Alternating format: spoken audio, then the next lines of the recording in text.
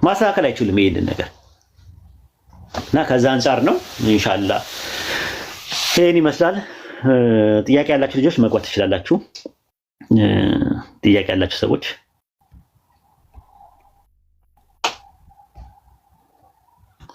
መግባት ትችላላችሁ።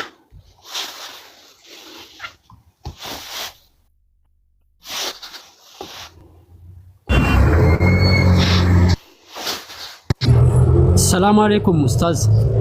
ወአለይኩም ሰላም ወራህመቱላሂ ወበረካቱ። ጉድ አይዲያ እንዴት ነህ? እንዴት ነው ኡስታዝ? ሁሉ ሰላም ነው? ሰላም ነኝ፣ ሁሉ ሰላም ነው። እንዴት ነህ? ሰላም ነው? እየበረታ ነው? አለሁ አለን። ማሻአላህ እየሰማው ነበረ። አንድ ጥያቄ ብቻ ነው ልጠይቅህ የፈለኩትኝ። የአላህና የያህዌ በአይደንቲቲ አንድ ናቸው ስትል ሰምቼ ነበረ እና እዚህ ላይ ጥያቄ ነበረኝ ኡስታዝ። አንተ እንዴት ነው መጀመሪያ አንተ ያለን ንገረኝ እስቲ። በአይደንቲቲ ሁለት ናቸው? ኦኬ እንግዲህ አይደንቲቲ የሚለው መጀመሪያ እንትን ግልጽ መሆን አለበት። ማለት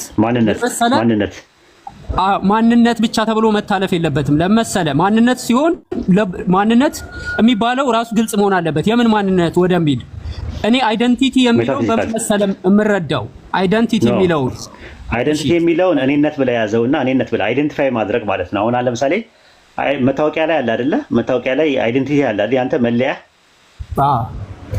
እሱ ማለት ነው። መለያ ማለት መታወቂያ ማለት ነው። አካል ምንለው አካለ ከሚለው ቃል ነው። ግዕዝ አካል የሚለው ቃል ለሁለት ነገር ይጠቀማል። አካለ ማለት ለየ ማለት ነው። መለያ ማለት ነው።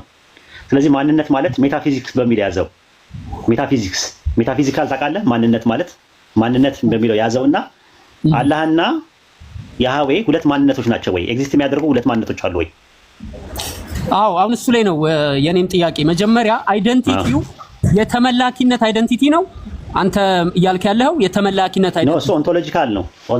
እሱን እንመጣበታለን። ኦንቶሎጂካሊም ሁለት የለም ራሱ ኖርማል ማለት ነው። አሁን በተመላኪነትም አንድ ነው። አዎ አንድ አምላክ ነው። ጥንት የነበረ አይሁዶች የሚያመልኩት አምላክ ያህዌ የሚባለው አንድ ነው።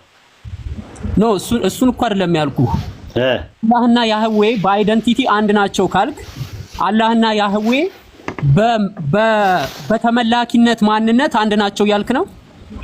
ስታመልክ የምታምንበት ነገር ይኸውልህ፣ ስታመልክ ምን አለ መሰለህ፣ ስታመልክ ምን ይሆናል መሰለህ፣ ለምሳሌ እኔ አንተን ስቀበልህ ጉድ አይዲያ ብዬ ስቀበልህ ጉድ አይዲያ ጥሩ ሰው ነው ብዬ ስቀበልህና አንድ ሰው ደግሞ ጉድ አይዲያ ጥሩ ሰው አይደለም ብሎ ሲቀበልህ ሁለት አቀባበላችን አይለያይም? አዎ ይለያያል። አይደንቲቲ ይለያያል። ማንነትህ ሁለት ማንነት ነው። ሁለት አይደንቲቲ ሜታፊዚካሊ ሂድ። ሜታፊዚካሊ ማንነት የሚለውን ያዘውና ሜታፊዚካሊ ሁለት ነህ። ይሄ ለፍጡር ሲሆን ነው። ኖ አይቶ ወደ ፈጣሪ እንመጣበታል። መጀመሪያ እንጨርስልኝ። ሁለት ነህ ወይ? ሜታፊዚካሊ አንድ ነን። አዎ አሁን ነጥቡ ያለው እሱ ነው። ዮድ ሄ ቫቭ ዋው ሄ ይኸውልህ፣ ዮድ ሄ ቫቭ ሄ የሚባለው መጀመሪያ ስሙ ማለት ነው። ስሙ ላይ ዮድ ሄ ቫቭ ሄ የሚባለው አናባቢ ፊደሉ ምንድን ነው? ያለና የነበረ ትርጉሙ አይደለም። እሱ ይሄ አሸር ይሄ ነው። ያለና የነበረ ያለና የሚኖር ይሄ አሸ ይሄ ዛሃሉ ይሄሉ ነው። ዮድ ሄ ቫቭ ሄ ምንድን ነው ትርጉሙ? እኔ እንጃ፣ እኔ አላውቅም። እሱ ነው ግሪክ አይደለም፣ ዕብራይስጥ ነው። አዎ። ስለዚህ አሁን ዮድ ሄ ቫቭ ሄ ስትል ተነባቢ ፊደል ነው። አናባቢ ፊደል የለውም። አናባቢ ፊደሉን ወስደውታል። ራሱ ምን ብለው አድርገውታል? ያህዌ የተገጣጠመው ከዮብሄ ባብሄ የሚለው ነው አይደለም። አንድ ያዳምጠኝና ዮድሄ ቫቭሄ የሚለው እላዩ ላይ ፊደል ተጨምሮበታል። አናባቢ ፊደል ተጨምሮበታል። አናባቢ ፊደሉ ከየት ነው የመጣው? አዶናይ ከሚለው ነው የመጣው። አታፍ ባታ ኦላም እና ቃሜጽ የሚባሉ አሉ። ሶስት ናቸው። ኦ አ ኦ የሚባለው ማለት ነው። እነዛ ናቸው የተጨመሩት። እነዛ ሲጨመሩ ዲቃላ ስም መጣ። ዮድ ሄ ቫቭ ሄ በሚለው ላይ ያህዌ የሚል ነገር መጣ። ስለዚህ ኢንሳይክሎፒዲያ ኢንተርናሽናል ምን አለው? ያህዌ ባዕድ ከሆነ ድምፅ ሰጪ ፊደላት ተዋቅሮ ያህዌ በመባል በስተት የተነበበ ነው ተብሎ ነው የሚያስቀምጠው። የጆይሽ ኢንሳይክሎፒዲያ ራሱ ብትመለከተው ያህዌ የቴትራግራማተን የተሳሳተ አነባበብ ነው ብሎ የሚያስቀምጠው። ከአዶናይ ላይ ነው የተወሰደው አነባነቡ። ተነባቢ ፊደሉ ዮድሄ ቫቭሄ ነው። ምን እንደሆነ አይታወቅም። ግን ምን ተገኘ? አብሪቬሽኑ ተገኘ። አብሪቬሽኑ የቱ ጋር ተገኘ ብለህ ስትል መዝሙረ ዳዊት ላይ ተገኘ። መዝሙረ ዳዊት ምዕራፍ 64 ቁጥር 8 ላይ ወደ ደመናዎቹ ለወጣ መንገድ አድርጉ፣ ስሙ ያህ ነው የሚል ነገር መጣ። ያህ የሚል ነገር መጣ። ያህ ማለት የያህዌ አብሪቬሽን ቃል ነው ብለው አስቀመጡ። አሁን ያህ የሚለው አብሪቬሽኑ ካለ ቁርአን ላይ ያህ የሚለው ነገር አለ። ሁለት ቦታ መጥቷል። አንደኛ ሱረቱ ሷፋት ምዕራፍ 37 ቁጥር 123 ላይ ኤልያስ የሚል ነገር መጥቷል። አይተህ ከሆነ በዕብራይስጥ ኤልያህ ማለት ምን ማለት ነው ትርጉሙ? ኤልያህ በዕብራይስጥ ጉድ አይዲያ ስምህ ኤልያስ ነው ራሱ ያንተ። እግዚአብሔር አየን ነው እግዚአብሔር የሚባል አይታወቅም። እግዚአብሔር የሚባል አይታወቅም። ቦሌ ኤርፖርት ላይ እርሱን እርሳው ውጣ። ኧረ የለም አማርኛ ላይ የለም። በአማርኛም እግዚአብሔር ማለት ሲምፕሊ የብሔር ጌታ ማለት ነው። ውጣ። ቦሌ ኤርፖርት ላይ አስቀምጠውና ና ወደዚህ ወደ ባይብሉ ወደ እንትን ማለት ነው። ኤልያ ማለት ኤል ማለት አምላክ ማለት ነው። አምላክ ነው። ያ ማለት የዮዴሄ ቫቬ አብሪቬሽን ነው። ኤልያ ማለት አምላክ ያህ ነው ማለት ነው ትርጉሙ። በግዕዝ ኤልያስ ይባላል። ያህ የሚለውን ያስ ብሎ ነው የሚያነቡት ግዕዝ ላይ። በአረብኛ ኢልያስ ይባላል። ያስ ማለት በአረብኛ ያህ የሚለውን አብሪቬሽን የሚያስቀምጥ ነው። ቁርአን ላይ በሱረቱ ሷፋት ምዕራፍ 137 ምዕራፍ 37 ቁጥር 126 ላይ ኤልያስ በእርግጥ ከመልእክተኞቹ ነው ይላል። ያህ የሚለው ቃል ቁርአን ላይ አለ በአብሪቬሽን ደረጃ። ሱረቱ መርየም ምዕራፍ 19 ቁጥር 2 ላይ ይህ ጌታው ባሪያውን ዘከሪያን ያወሳበት ነው ይላል። ዘከር ማለት ምንድነው? ዚክር ነው። ዘከር ማስታወስ ማለት ነው። ያህ ማለት ደግሞ የዮድሄ ቫቬ አብሪቬሽን ነው። ያህ ያወሳው ዮድሄ ቫቬን ያወሳው ማለት ነው ትርጉሙ ራሱ። ቴትራግራማትን በምህጻረ ቃሉ በአብሪቬሽን ደረጃ አለ ራሱ ማለት ነው። አሁን የሚነሳው ጥያቄ ምንድነው? ኤርሚያስ ምዕራፍ 44 ቁጥር 26 ላይ በታላቁ ስሜ ምያለሁ አለ። ታላቁ ስሙ ማን ነው? ታላቁ ስሙ ማን ነው? ጉድ አይዲያ። ሶሪ ምን አልከኝ? ታላቁ ስሙ ማን ነው? በታላቁ ስሜ ምያለሁ አለ። ታላቁ ስሙ ማን ነው? ዮድሄ ቫቬ አይደል? ኦኬ። ጥቅሱ ላይ አለ እኮ ኤርሚያስ 44 26 ላይ እኔ ኢሳይያስ 42:8 ላይ እኔ ዮድሄ ቫቬ ነኝ ይህ ስሜ ነው ካለ በኋላ ኤርሚያስ 44 26 ላይ በታላቁ ስሜ ምያለሁ ካለ በኋላ ያም ስም ዮድሄ ቫቬ ነው ይላል። አሸም የሚባለው ስም ማለት ነው። አሁን ጥያቄ የሚነሳው ይሄ ስም ቁርአን ላይ አለ ወይ ነው ጥያቄው። ረሱል ሰለላሁ ዐለይሂ ወሰለም በሐዲስ ላይ ምን አሉ? ሱነን ኢብኑ ማጃ መጽሐፍ 37 ሐዲስ 30 ላይ የአላህ ታላቁ ስሙ በእርሱ ላይ በተማጸኑበት ጊዜ የሚቀበልበት ነው። ይህም በሶስት ሱራዎች ውስጥ በበቀራ በአሊ ኢምራንና በጣሃ ውስጥ ይገኛል ብለው ነገሩን። ከዛ ሱረቱ በቀራ ምዕራፍ 2 ቁጥር 255 ላይ ስቲምባስ ያደርጉ ሙራሮች አገኙት። ሱረቱ አሊ ኢምራን 3:2 ላይ ያገኙት። ሱረቱ ጣሃ ምዕራፍ 20 ቁጥር 111 ላይ ያገኙት። ስለዚህ ዋናው ነገር ምንድነው? ዮድሄ ቫቬ የሚለው አላሃይ በሚል ስም መጥቷል ቁርአን ላይ ዘሊቪንግ ዋን። አላሃይ ማለት ዘሊቪንግ ዋን ማለት ነው። ዮድሄ ቫቬ መሰረቱ ሃይ የሚለው ቃል ነው። ለምሳሌ ሄዋን ስትል ሄያው ማለት ነው ራሱ ተመሳሳይ ነው እርባታው በዕብራይስጥ ማለት ነው። ስለዚህ ዮድሄ ቫቬ የሚለው ቴትራግራማንት ላይ ታላቁ ስም የተባለው ረሱል ሰለላሁ ዐለይሂ ወሰለም በሐዲስ ላይ ነግረውናል። ኢብኑ ከሲርም ሱረቱ በቀራ ምዕራፍ 2 ቁጥር 255 ላይ ያለውን ሲያስቀምጥ ምንድነው ያለው? የአላህ መልእክተኛም እንዲህ ያሉ ብሎ ታላቁ ስም በእርሱ ላይ በተማጸኑበት ጊዜ የሚቀበልበት ነው። ይህም በሶስት ስራ ሱረቱ በቀራ፣ ሱረቱ አሊ ኢምራንና ሱረቱ ጣሃ ውስጥ ይገኛል ብለዋል። ስለዚህ አላህ ዮድሄ ቫቬ የሚባለው አጠራሩ ትክክል ላይሆን ይችላል። ዮድሄ ቫቬ ተብሎ የተባለው አይደንቲቲ ግን አንድ አምላክ ነው ራሱ ማለት ነው። ይሄንን አንድ ጥቅስ ልስጥና ወደዛ እንሄዳለን ማለት ነው። ወደ ፖይንታችን እንሄዳለን ማለት ነው። ሱረቱል አሊ ኢምራን ምዕራፍ 3 ቁጥር 4 ላይ እናንተ የመጽሐፉ ሰዎች ሆይ ይላል። እነማንን ነው የመጽሐፉ ሰዎች የሚላቸው? ጉድ አይዲያ አይሁዶች፣ ክርስቲያንና አይሁድ በእኛና በእናንተ የጋራ ወደ ሆነው ቃል ነው ይላል። ምንድነው የጋራ የሆነው ቃል? አላህን ብቻ ልናመልክ ሌሎችን አማልክት ላናመልክ። አዎ ሱረቱ አንከቡት ምዕራፍ 29 ቁጥር 46 ላይ የመጽሐፉ ባለቤቶችን በዚያ እርሷ መልካም በሆነ ክርክር እንጂ አትከራከሩ፣ ከነርሱ እነዚያ የበደሉ ሲቀር እንዲህ በሏቸው ይላል። በዚያ ወደኛ በተወረደው ወደ እናንተ በተወረደው አመንን፣ አምላካችን አምላካችሁ አንድ ነው፣ እኛም ለእርሱ ታዛዦች ነው ይላል። ማን ነው አምላካችን አምላካችሁ የሚለው? አምላካችሁ የሚለው ማንን ነው? አምላካችሁ የሚለው ማንን ነው? አምላካችሁ አምላካችን ሲል አላህ ነው እኮ። አምላካችሁ ሲል ምን ማለት ነው? አምላካችሁ ሲል ማንን ነው አምላካችሁ የሚለው? አላህን። ኦኬ አምላካችን ሲል አይደለም አላህን ነው ራሱን አላህ ነው እንደዛ ያለው እኮ። እንዴት ሊሆን ይችላል? ወደኛ በተወረደው ወደ እናንተ በተወረደው አመንን ይላል። ወደኛው በተወረደው ሲባል ምን ነው የሚያመለክተው? ወደኛ በተወረደው ሲል ቁርአንን ነው። ወደ ማን ነው ግን የተወረደው ቁርአን? ወደ ነብዩ መሐመድ እና ወደ አሁን ወደ እናንተ በተወረደው ሲልስ ወደ ሙሳ በቀደምት ነቢያቶች ወደ ወረደው ነቢያቶች። ስለዚህ የመጽሐፉ ሰዎች ያላቸውም በእጃቸው ምን ስላለ ነው? በእጃቸው መጽሐፍት የያዙት መጽሐፍ ይሄ ባይብል የሚባለው መጽሐፍ አይደለም እኮ እሱ ነው አይደለም መጽሐፍት ነው ባይብል የሚባለው መጽሐፍ።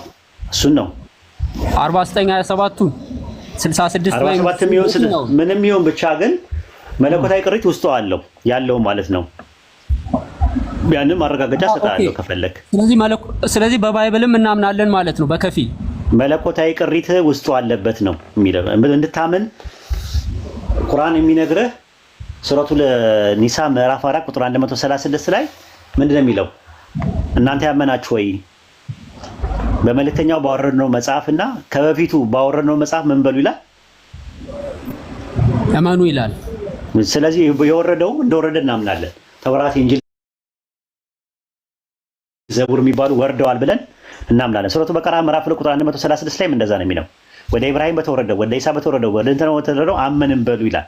እንደወረደ እናምናለን። ራሱ የወረደው ግን የወረደው አይደለም እኮ ወይዶ እንደወረደ እናምንና ግን በመጽሐፉ ሰዎች እጅ ያለው መጽሐፍ ምኑ አላለንም። ቁርአን ያለን ምንድነው? እሱን እኮ ስለማመን አይደለም የጠየቀኝ እኮ። አሁን መጽሐፎቹ መሰረት አለው ነው። መሰረት መኖሩ የምታውቀው ሱረቱ አሊ ኢምራን ምዕራፍ 3 ቁጥር 71 ላይ እናንተ የመጽሐፉ ሰዎች ሆይ እውነትን በውሸት ለምን ተቀላቀላላችሁ አለ። ምንድነው የቀላቀሉት? በመጽሐፍ በቃሉ ላይ ነው። ስለዚህ አለ ማለት ነው ቃሉ። ተቀላቀላላችሁ ማለት ምንድነው? መቀላቀል ምንድነው? ይቀላቀላሉ ማለት ያው ከእውነቱና ውሸቱን ይቀላቀላሉ ነው። እንደዛ። ስለዚህ እውነቱ ከየት የወረደ ነው? ከየት የወረደ ነው እውነቱ? እውነቱ ከአላህ ዘንድ የወረደ ነበረ እንጂ አይደለም። አሁን አለ ከሆነማ ከፊሉን ወይ ጥሪቱንም እናምናለን። ነው አይደለም። አለ ተበርዟል ማለት እሱ ነው የምንነግርህ። ሱረቱ በቀራ ምዕራፍ 2 ቁጥር 75 ላይ ከነርሱ የሆኑ ጭፍሮች ያላን ንግግር ከተረዱት በኋላ የሚበርዙት ሲሆኑ ማመናቸውን ትከጅላላችሁን ካለ በኋላ ቁጥር 79 ላይ መጽሐፍን በእጆቻቸው ለሚጽፉ ከአላህ ዘንድ ሳይሆን ግን ከአላህ ነው ለሚሉ ወዮላቸው ይላል። ስለዚህ አሁን ምንድነው ያላን ንግግር ሲል ያላ ንግግር አለ። ከተረዱት በኋላ ግን እያወቁ የሚበርዙት ሲሆን አለ። ስለዚህ ያወቁ የሚበርዙት ሲሆን ሲል የተበረዘ ነገር እንዳለ ነው የሚናገረው። ይዋርፉነ ማለት ይዋርፍ ተሪፍ ማለት ብርዘት ነው፣ ኮራፕሽን ማለት ነው። ስለዚህ ተበርዘዋል የሚለው ነገር ውስጡ መለኮታዊ ቅሪት መኖሩን ነው የሚያመለክተው። ወተትና አልቤ ጠረጴዛ ላይ ቁጭ አድርጌው አንተ ቡና ብከትበት ምን ይሆናል? ይበረዛል። ግን መጀመሪያ የነበረው ወተቱ የት ገባ? ኦኬ ይበረዛል። ኦሬዲ ወተቱ ከቡናው አይለይም። ኦሬዲ ተበርዟል ነው የሚባለው። እንደዛ ነው እንትን የምለው ማለት ነው። ዋናው ነጥብ አሁን የተነሳንበት ነጥብ ምንድነው? ወደ መጀመሪያው ስትሄድ ባይብል ላይ ያለው አምላክ የሚለው አይደንቲቲ ቁርአን ላይ ካለው አይደንቲቲ ጋር ሁለት የተለያዩ አይደለም። በባህሪ ደረጃ አትሪቢዩት የሚያደርገው ወስፉ ደረጃ የሚወሰበት ወስፍ ሊለያይ ይችላል። ለምሳሌ ባይብል ላይ ያህዌ ተጸጸተ ይላል ዘፍጥረት ሰው በመፍጠሩ አይደል? ግን ቆይ እንትኑ ላይ እንሂድ። መጀመሪያ እያጠራ ነው እንድንሄድ እኮ ባህሪው አይደል? እሺ ይቀጥል። ኦኬ አይ ቲንክ እኔ ያለኝ ምልከታ ልንገርህና ምናልባት ታርመኛለህ። ያው ከኔ በተሻለ አንተ ስለምታውቅ ችግር የለውም፣ ታርመኛለህ። ችግር የለውም። ኦኬ በመጀመሪያ ስም የሚባለውን እናያለን። የስም ማንነት አይደንቲቲ ማለት ነው። የመጀመሪያ የስም አይደንቲቲ ቀጥሎ ቀጥሎ ያለውን እንቀጥላለን። የስም አይደንቲቲ አላህና ያህዌ አላህ እንግዲህ ያው ታውቀዋለህ ከሴሜቲክ ቋንቋዎች ኤሎሂ ኤሎሂም ከሚለው ጋራ ይቀራረባል፣ ይመሳሰላል። ያህዌ የሚለው ግን ከሴሜቲክ ቋንቋ ራሱ ውስጥ የለም፣ ውጪ ነው። አንደኛ በቋንቋ ማንነት እንኳን ይሄን ያህል ከባድ ነገር ስለሆነ አይደለም። ቆይ ጉድዬ እንዲገባኝ እየገባኝ እንዳልፈው ማለት ነው። ያህዌ ዮዴሄ ባፌ የሚለው ከሴሜቲክ ቋንቋ ውጪ ነው ብለኛል። የምን ቋንቋ ነው? ኦኬ የሴሜቲክ ቋንቋ ውጪ ነው ስለ ምን ማለት መሰለህ? ትርጉሙ የሚመጣው ከቃላቶች ውህደት ነው የሚመጣው፣ ተገጣጥሞ ማለት ነው እኮ። ምናዊ ነው ምን ቋንቋ ነው እስቲ ንገረኝ። እኔ እንጃ እኮ ታዲያ ከሴሜቲክ ቋንቋ ውጪ ነው ለምን አልክ? ኦኬ እሱን ያልኩ ለመሰለ አላህ ከሚለው አንፃር ከወሰድነው አላህ የሚለው የስም ቋንቋ ከሴሜቲክ ቋንቋ ኤሎሂ ኤሎሂም ከሚለው ጋራ ነው የሚመጣው። ከግሪክና ከዕብራይስጥና ከአረማይክ ጋራ ቀረቤታ አለው አላህ የሚለው ስም። ልልህ የፈለኩትኝ ያህዌ የሚለው ግን በአላህ በሚለው ስም ማንነት አይደንቲቲ ጋራ በፍጹም አይገናኝም ከነጭራሹ። አንደኛው አይደንቲቲ ስትልና እንትኑ ላይ እንስማማው፣ ምናልባት ሚስ አንደርስታንዲንግ እንዳይፈጠር። አይደንቲቲ ስትል ሜታፊዚክስ ማለት ነው፣ ማንነት ማለት ነው። ያው የስም ማንነት ነው። አይ ማንነት ማለት ነው። ስም ሌላ ጉዳይ ነው። ስም ባህሪያት የሚሰየምበት ነው። ኖሚናል አይደንቲቲ ሲባል አልሰማህም? የስመ ነክ ማንነት ማለት ነው እኮ። ግን አሁን ስሙ ላይ አይደለም የሚያመለክትበት አመልካች ማንነት። ምን የሚል ስም ፕሮፐር ኔም፣ ኮመን ኔም፣ ግራውንድ ኔም ወይ ጄኔሪክ ኔም? ፕሮፐር ኔም ነው እንጂ እንዴ ያህዌ እኮ ፕሮፐር ኔም ነው። አላህም ፕሮፐር ኔም ነው አይደለም። ያህዌ ፕሮፐር ኔም ነው የሚል ማስረጃ ስጠኝ እስቲ። ኦኬ ማስረጃ ስጠኝ እስቲ። ከባይብል ዊኪፒዲያ ላሳይ። ከምን ላሳየህ? ከጆይሽን ሳይክሎፒዲያ ካለ እቀበላለሁ። ካቶሊክ ሳይክሎፒዲያ እንደዛ እንደሚል አውቃለሁ። ከጆይሽን ሳይክሎፒዲያ ወይ ከታርገም ለምሳሌ ከታርገም ስጠኝ፣ ከሚድራሽ ስጠኝ፣ ከታልሙድ ስጠኝ ለምሳሌ። አረቆይ ወሂዶ ያህዌ የሚለውን ዊኪፒዲያ ማለት ኢንተርናሽናል ዌብሳይት ነው። አይ ቲንክ ዊኪፒዲያ ዊኪፒዲያ ነው ያለኝ። ዊኪፒዲያ አማርኛውን እንዳለ የኔ ነው፣ እኔ እያረምኩት። እንግሊዘኛውንም አርመዋለሁ ከፈለኩኝ፣ እያረምኩት አስገባለሁ። ጎግል ላይ አይደለም የፈለኩት እኔ። ከፈለክ ጂዊሽ ኢንሳይክሎፒዲያ ላይ ከፈለክ የክርስቲያኒቲ ኢንሳይክሎፒዲያ ከፈለክ ኢንሳይክሎፒዲያ ኦፍ ኖሌጅ የሚባለው ነገር ላይ ጉዳይ ከፈለክ ኢንሳይክሎፒዲያ ላይ አውጣና አሳየኝ። ኢንሳይክሎፒዲያ ነው ያልኩ። ኦኬ እሺ፣ ምን መሰለ እያልኩ ያለሁት አይሁዶች ያህዌ ወይም ያሃ የሚለውን ስም ያህዋ ብለው የሚጠሩትን ስም ይሄን ስም ፕሮፐር ኔም ብለው ነው እንጂ ኮመን ኔም ብለው እንደማንኛውም ጋድ ኮመን ኔም አይጠቀሙትም። አይ ኮመን ኔምም አይሉም፣ ፕሮፐር ኔምም አይሉም። እኔ አይሁዳዊ ከመጽዮናውን መግባት ይችላል እኮ። እሱ ምን መጀመሪያ የተጸውዖ ስም ነው የሚልበትን መረጃው አለኝ ያልከው ምን ላይ ነው? ዊኪፒዲያ ላይ ላሳየህ እኮ ነው። ዊኪፒዲያ ዊኪፒዲያ እኮ ምንጭ መሆን አይችልም እንዴ? ኧረ ጉድ አይዲያ። አይ እኔ አይሁዶችን ዌብሳይት ስለማልጠቀም ንገረኝና። እሺ ምን አለ? ምን ኢንሳይክሎፒዲያ ትጠቀማለህ? መጽሐፍ ምን አለ አንተ ጋር? ምን ኢንሳይክሎፒዲያ አለ? ጁዳይካ ኢንሳይክሎፒዲያ ጁዳይካ አለ? ካቶሊክ ኢንሳይክሎፒዲያ አለ? ቆይ ኢንሳይክሎፒዲያ ብሪታኒካ አለ? ምን መጽሐፍ አለ አንተ እጅ ላይ? የአይሁዶች ዌብሳይት ላይ ገብቼ ላሳየህ። አይሁዶች ዌብሳይት አይሁዶች ጁዊሾች የሚያምኑበት ዌብሳይት ኖ ከጽሁፎቻቸው ነው እኮ የምልህ። ከጽሁፎቻቸው አሁን አይሁዶች 4 5 6 አለ 5 6 አለ። የጠየቁ ጥያቄ ዮድ ሄ ቫቭ ሄ። እሺ ቀለል አድርግልህ። ዮድ ሄ ቫቭ ምን ማለት ነው? ትርጉሙ ታውቀዋለህ? እሱን ተው። አሁን እኔ እያወራ ያለሁት ያህዌ በሚለው ላይ ነው። ልክ አይደለህም እኮ ነው የምልህ።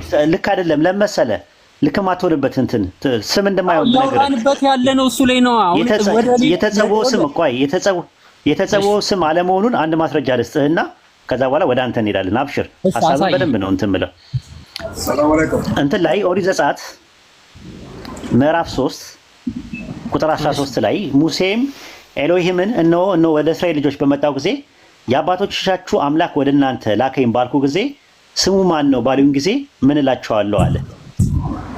ስሙ ማን ነው? አምላክም ሙሴን ይሄ አሸር ይሄ ያለው ይላል። ስሙ ማን ነው? ይሄ አሸር ይሄ አሸር ይሄ የተጸውዖ ስም ነው ወይስ የባህሪ ስም ነው? እኔ እንጃ እሱን እኔ አሁን እሱ ላይ አይደለም ማሳጣ አውጣና አሳየኝ። አሁን አውጣና አሳየኝ። ስሙ ብሏል። አሁን ይሄ ስሜ ሲል የተጸውዖ ስም ነው? ጄኔሪክ ኔም ነው? ፕሮፐር ኔም ነው? ምንድነው? ወሂድ እኔ አልኩ እያወራን ያለነው ያህዌ ወይም ያህዋ የሚለው ይሄው ስሙ እኮ አለ እኮ መጀመሪያ ላይ ስለሳየን ሶስት ስም አለ የተጠቀሰ። ሶስቱም የተጸውዖ ስም አይደሉም። ያሳየን የአምላክን ስም ይኸውልህ ወይዶ የስሞች እያንዳንዱ የቃላት ሐሳቦች ላይ ሳይሆን ጥያቄው ያለው ስሜ አለ እኮ ስሜ የአባቶቻችሁ አምላክ ወደ እናንተ ላከኝ ባልኩ ጊዜ ስሙ ማን ነው ባሉን ጊዜ ምን እላቸዋለሁ ሲለው ምን ብሎ መለሰለት? ይሄ አሸር ይሄ አለው። እንዲህም ለእስራኤል ልጆች ትላቸዋለህ ይሄ ወደ እናንተ ላከኝ ትላለህ አለው። ዘጸአት 3:14 ላይ ኤሎሂምም ሙሴን አለው ይሄ አሸር ይሄ አለው እንግዲህ ለእስራኤል ልጆች ይሄ ወደ እናንተ ላከኝ አለው ይላል። ይሄ አሸር ይሄ የተጸውዖ ስም ነው ወይ? እሺ ቆይ አንዴ ይኸውልህ ያህዌ የሚለው ስም ኮምፕሊትሊ ሮንግ ነው የምትለው? መጠቀም የለብንም ሮንግ ነው አላልኩም። ያህዌ የሚባለው ስም በስሙ ከሆነ የተሳሳተ ስም እንደሆነ ያቃብለ ስኮላሮች ይስማማሉ። ዮዴሄ ባፌ የሚለው ነገር የተሳሳተ ስም ነው ብለን እንመን። ያህዌ የሚለው አጠራር አዎ የተሳሳተ ነው፣ ግን ዮዴሄ ባፌ ላይ ምን ችግር የለብኝም። ኦኬ ጥያቄው ያለው እሱ ላይ ነው እኮ አይዶ አላህና ያህዌ ብለን ነው እየጠየቅን ያለ ነው። አላህና ያህዌ በአይደንቲቲ በማንነት አንድ ናቸው ወይ? ዮዴሄ ባፌ የተባለው ማን ነው? እዚህ ጋር ዘጸአት ላይ 3:13 ላይ እኮ አይደለም የጠየቅነው ያህዌ የሚለው ነው ጥያቄው ያለው እኮ። ያህዌ የሚለው ስም የተሳሳተ አነባነብ ነው ማለትና ያህዌ የሚለው አይደንቲቲ ሌላ አይደንቲቲ ነው ማለት ይለያያል። ማንነቱ እሺ ይኸውልህ አንዴ አዳምጠኝ። ያህዌ የሚለው የስም ማንነት ሮንግ ነው። የፊደላት ችግር አለበት፣ የትርጉም ችግር አለበት። እነሱ ሁሉ እንዳለ ሆኖ ያህዌ የሚለው የስም ማንነት አላህ ከሚለው የስም ማንነት ጋራ በፍጹም ስለማይገናኝ በስም ማንነት አንደኛ ውድቅ ይሆናል። በስም ማንነት የስም ማንነት የሚባል ነገር የለም። እስቲ በየስም ማንነት የሚለውን አንድ ጥቅስ አምጣና አስረዳኝ እስቲ ከባይብልም ወይ ከቁርአን የስም ማንነት የሚል።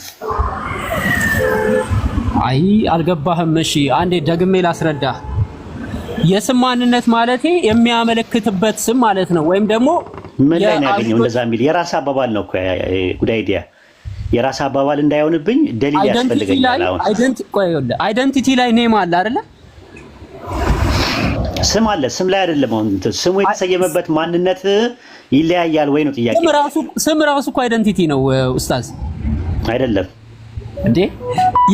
ያላህ ስሙ አይደንቲቲው አይደለም? ኦኬ ቆይ ላሳይህ።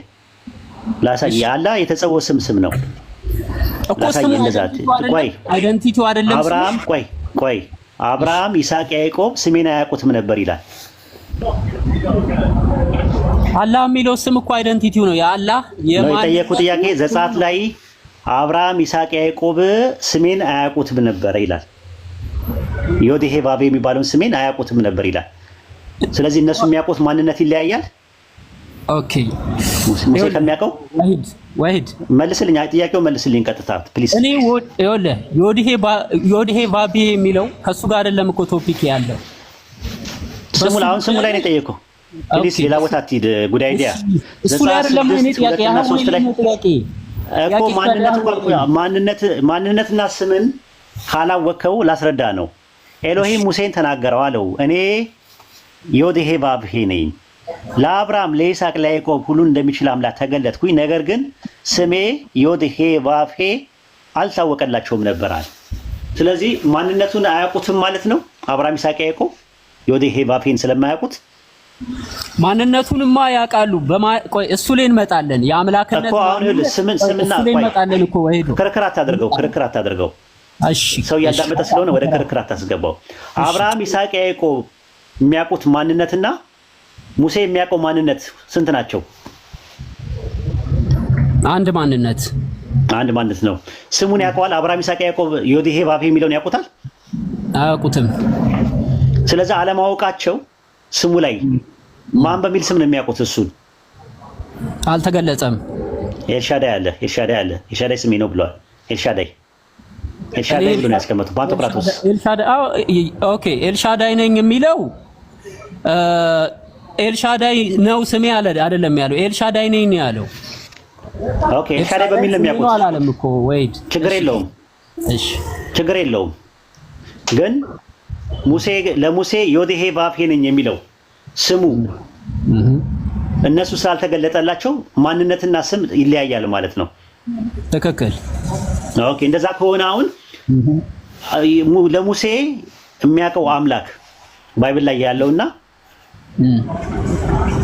አብርሃም የሚያውቀው አምላክ ማንነቱ አንድ ከሆነ ሁለት ካልሆነ ስሙ ላይ ከሆነ የተለያየው አሁን ማውራት ይችላል፣ መቀጠል ይችላል። ግን ቅድም ዮዴሄ ባፌ ከሚለው በፊት መጀመሪያ ያለው ይሄ አሸር ይሄ ነው ያለው።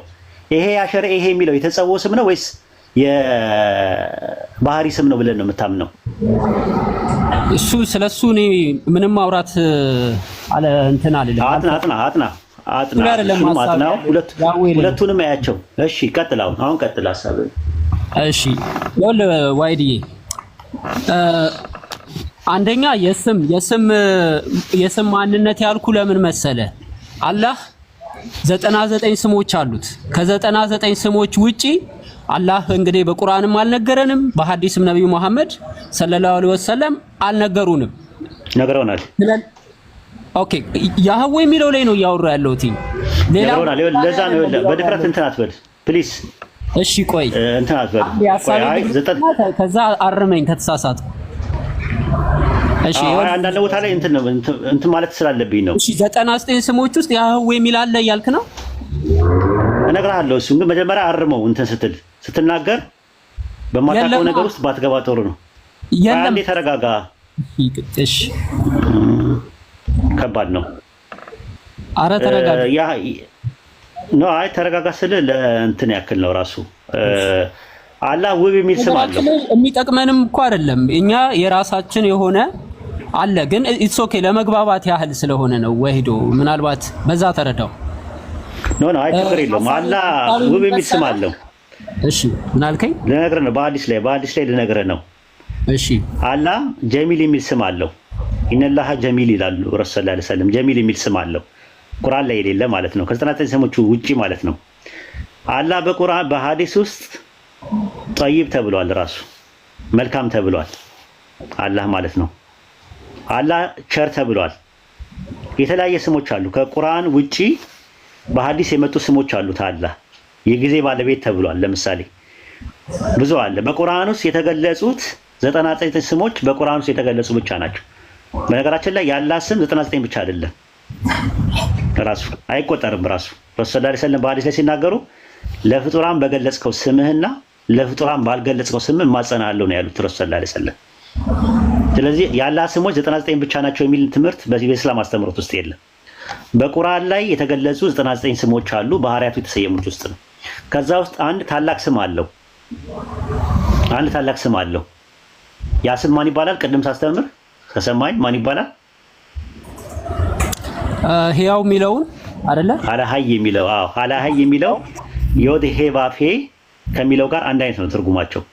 አላሃይ ታላቁ ስሙ ማለት ነው። አላሃይ የሚል ስም አለው። ኦኬ እሺ ልቀጥል ሐሳቤን? አዎ ትችላለህ።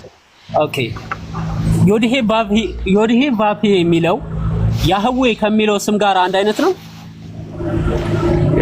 አናባቢ ስለጨመሩበት እንጂ አዎ መሰረቱ አንድ ነው። ዮዴሄ ባፌ እላዩ ላይ ሲጨምርበት ነው ያህዌ የሚለው የሚመጣው። ስለዚህ ዮዴሄ ባፌ የሚለውን ያህዌ ብለን መረዳት እንችላለን፣ ማመን እንችላለን። ማመን ሳይሆን መረዳት እንችላለን። ኦኬ መረዳት ከቻለን ያህዌ የሚለው ስም አላህ ከሚለው ስም ጋራ ይመሳሰላል። የስሙ ትርጉም አላህ የሚለው ስምና አላህ የሚለው ስም የስማቸው ትርጉም ይለያያል። አላህ የሚለው ስምና አላህ የሚለው ስም ግን አንድ አይደንቲቲ ነው። ስለ አንድ አይደንቲቲ ነው የምናወራው። ለምሳሌ ወሂድ የሚለው ስምና ለምሳሌ ነው የምነግርህ። ሄኖክ የሚለው ስም ይለያያል። ሄኖክም ወሂድም ግን አንድ አይደንቲቲ ነው። ስለ አንድ አይደንቲቲ ነው የምናወራው። ወሂድ የሚለው ስም የራሱ ትርጉም አለው። ሄኖክ የሚለው ስም የራሱ ትርጉም አለው። ኦኬ እሺ፣ አንድ የመጨረሻ ጥያቄ ነው የምጠይቅህ።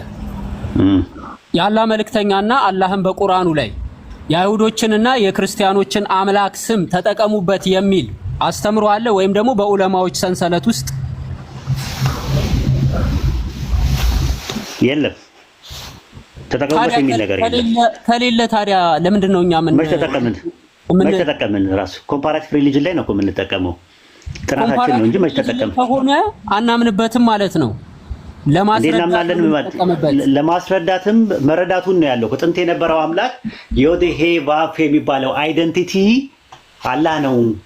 ሌላ ሁለት አይደንቲቲዎች የሉም ነው እኛ እያልን ያለ ነው እንጂ አንተ እንደዛማ ካልክ ባይብል ላይ ኢየሱስ ሰው ነው ፍጡር ነው የሚል ነገር ብትጠቀም፣ ኢየሱስ በወንጌል ላይ ሰው ነው ፍጡር ነው የሚል ከሐዲስና ከቁርአን ማስረጃ፣ ወንጌል ላይ ይሄ ያው ማቴዎስ በሚባለው ላይ ፍጡርና ሰው ነው የሚል ማስረጃ ከባይብልና ከማቴዎስ ወንጌል ይጠቀሳል ወይ ብሎ እንደመጠየቅ ነው ጥያቄ ማለት ነው።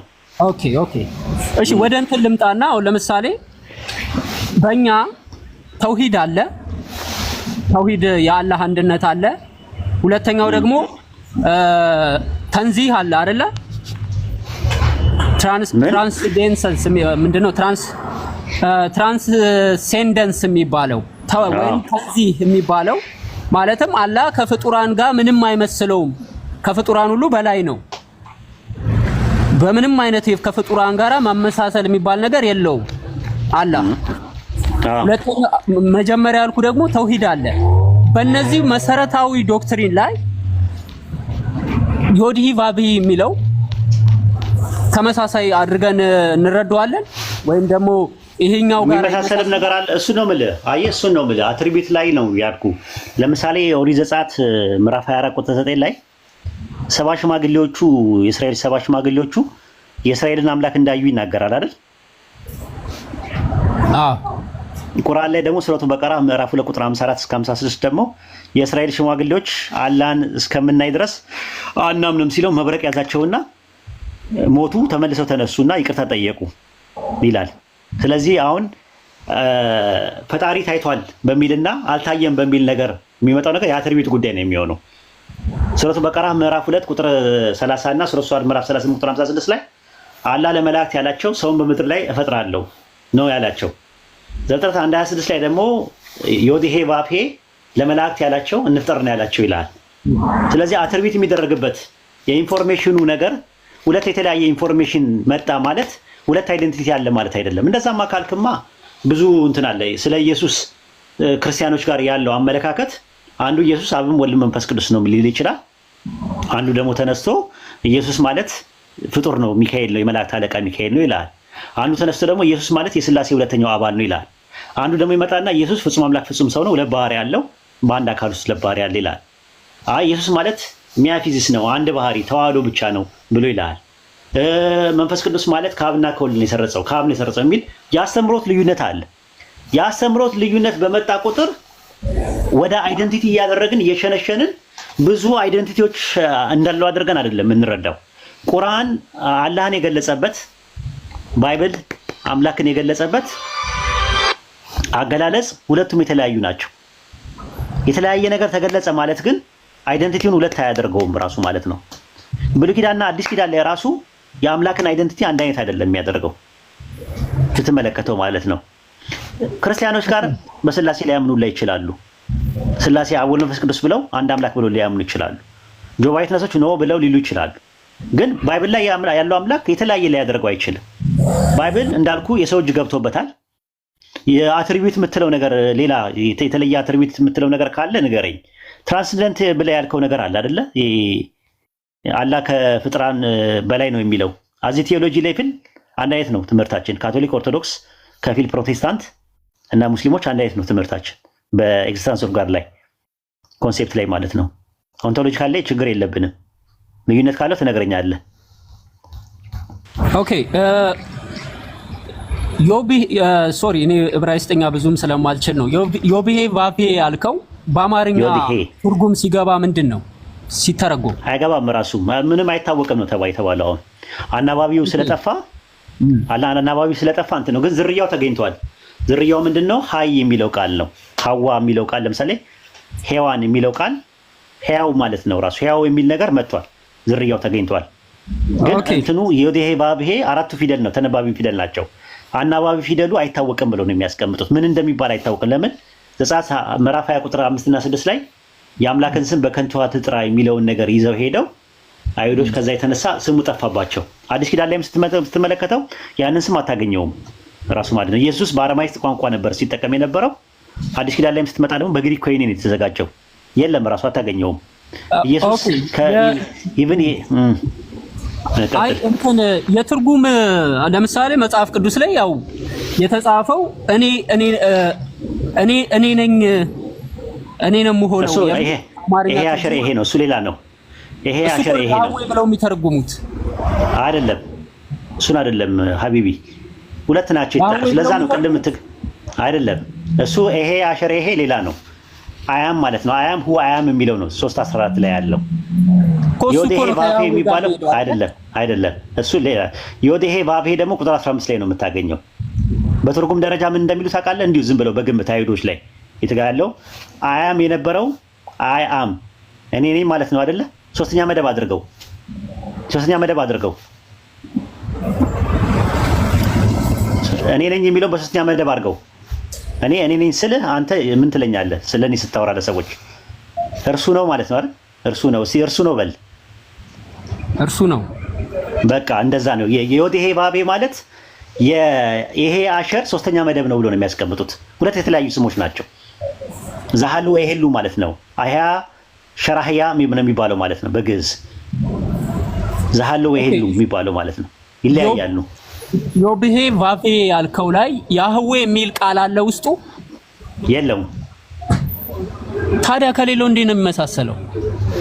ምኑን የሚመሳሰለው? ከላይ ጨምሮበት እኮ ነው አልኩህ እኮ። ጉድ አይዲያ አልሰማኝም እንዴ? ያህዌ የሚለው ቃል ምንም ውስጡ የለም ካልክ ያህዌ የሚለው ቃልስ እሺ ከየት መጣ? ለምን እነሱ ይጠቀሙበታል እኮ? ነገርኩህ እኮ አላዳመጥከኝ ማለት ነው። እነሱ አዶናይ ከሚለው መጽሐፍ ውስጥ አ ከሚለው ዮድ ሄ ባፍ ሄ የሚለው ላይ ሲጨምሩበት ይሄን ድምጽ ተፈጠረ ማለት ነው። ምን ነው የተፈጠረው? ከአዶናይ ከሚለው ላይ አታፍ ባታ ኦላምና ቃሜት ሲጨምሩበት ሶስት ምን የሚል አ የሚል ነገር ጨመሩበት። ዮድ ሄ ባፍ ሄ ላይ ያ ነገር ሲጨመር ያህዌ የሚለው ነገር መጣ። ኦኬ አሁን ገባኝ። አሁን ገብቶኛል። እሺ አሁን ያሉት ክርስቲያኖችና አይሁዶች የሚጠቀሙት ስም የትኛውን ነው? ስም የለውም ነው የሚሉት ክርስቲያኖች። የክርስቲያኖች ቴዎሎጂ በነገራችን ላይ አንድ ደቂቃ አይጠቀሙበትም። ሁለት ደቂቃ ስጠኝ ከአህመድ ጋር አውራ አንዴ። እሺ ጉዳይ ዳይ። እሺ አህመድ ሰላም አለይኩም። ወአለይኩም ሰላም። አንዴ ቀጥሉ። ሁለት ደቂቃ ስጡኝ። እሺ አንዴ ልጄ ተነሳብኝ። እሺ ሰላም አለይኩም። ወአለይኩም ሰላም። እንዴት ነህ? አለን አልሐምዱሊላህ። እንዴት ነህ? አልሐምዱሊላህ። ሰማህ? ቀጥል ሀሳብ ካለ። ከእንትን እንዴት መሰለህ ይሄ ስሙ ላይ ብቻ ስፔሲፊካሊ ስሙ ላይ ግን እንዛለን ተቀበል ምናልባት ምን ብታደርግልኝ ትንሽ ደቂቃ። መንገድ ላይ ነኝ። እሺ ይቀጥል። ሶሪ። እሺ በስም አኳያ የየራሳቸው ኤክስፕላኔሽን የሚሰጡበት ኮንቴክስት አለ። ምሁራን እንደ ምሁራን ማለት ነው። እንግዲህ ያህዌ በሚለው ስም ዙሪያ በኮንሰንሰስ ደረጃ ማለት ይቻላል አንድ ሀሳብ ሰፍሯል። ያንን የት ነው የምታገኘው? አንከር ባይብል ዲክሽነሪ ቮሊዩም 6 ፔጅ 1011 ላይ ያህዌን በሚለው ስም ስር ሀተታውን ያስቀምጣል። ኢት ሚንስ ያህዌ የሚለው አንደኛ ፈርስት ፕሌስ እነዚህ አራቱ የዕብራይስጥ ፊደላት እንደተረፉ ዮድ ሄ ቫቭ ሄ የሚባሉት አራቱ የዕብራይስጥ ፊደላት እንደተረፉ እና ያህዌ የሚለው ስያሜ ወይም ደግሞ ላቲናይዝድ ስናደርገው ጆሆቫ መሰል የምንላቸው ፕሮናውንሴሽኖች በስኮላሮች ሀሳብ ላይ የተመሰረቱ እንጂ ምንም አይነት ኤቪደንስ እንደሌላቸው ከትርጓሜም አኳያ ትርጉሙ የማይታወቅ እንደሆነና በዘጸአት ምዕራፍ 3 ቁጥር 14 ላይ ያለው ይሄን አሸር ይሄን በማስጠጋት የሚፈቱት ፍቺዎች ፎርክ ኢቲሞሎጂ እንደሆኑ ኢት ሚንስ ፎርክ ኢቲሞሎጂ ምንድነው? ማህበረሰቡ እንደ ማህበረሰብ የሚቀበለው የሆነ ነገር ግን ትርጉሙ ወይም የትርጉም አሰጣጥ ሂደቱ ስሁትነት የሚስተዋልበት ሲሆን ፎርክ ኢቲሞሎጂ ይባላል። ያህዌ የሚለው ፍቺ ተደርገው የቀረቡት ትርጉሞች እንዳለ ፎርክ ኢቲሞሎጂ እንደሆኑ ሀተታውን ያስቀምጣል። ከኦሪጂን አኳያ እንኳን ኦሪጂኑ ላይ ኮንሰንሰስ እንደሌለ መስማማት እንደሌለ ሀተታውን ያስቀምጣል። ነገር ግን እነዚህ ሀሳቦች ከተቀመጡ በኋላ በምናልባት የሚነሱ ነገሮች ይኖራሉ። ለምሳሌ ቅድም ኡስታዝ ያነሳው ፖይንት አለ አይደለ? ኡስታዝ ያነሳው ፖይንት ምንድነው? ለምሳሌ ይሄ ያህዌ የሚለው የአራቱ የተረፉት ፊደላቶች ራሱ ዮድ ቫቭ ሄ እንትን ነገር ናቸው። ኢትሚንስ ደግሞ እንደተፈጠረም ያትታሉ። ኢትሚንስ ያሃዋሃ የሚለውን ያህዌ ተብሎ እንዲነበብ አድርገነዋል የሚል ሀሳብ ማለት ነው። እና ሁሉም የየራሱን ሀሳብ ይሰጣል። ቅድም እንደተነሳው ደግሞ በሔዋን ዘር ለምሳሌ የሔዋን ዘር ህያው በሚል ፍቺ ከተፈታ የያህዌም ዘሩ ራሱ ተገኝቷልና ህያው የሆነው ያለ የነበረ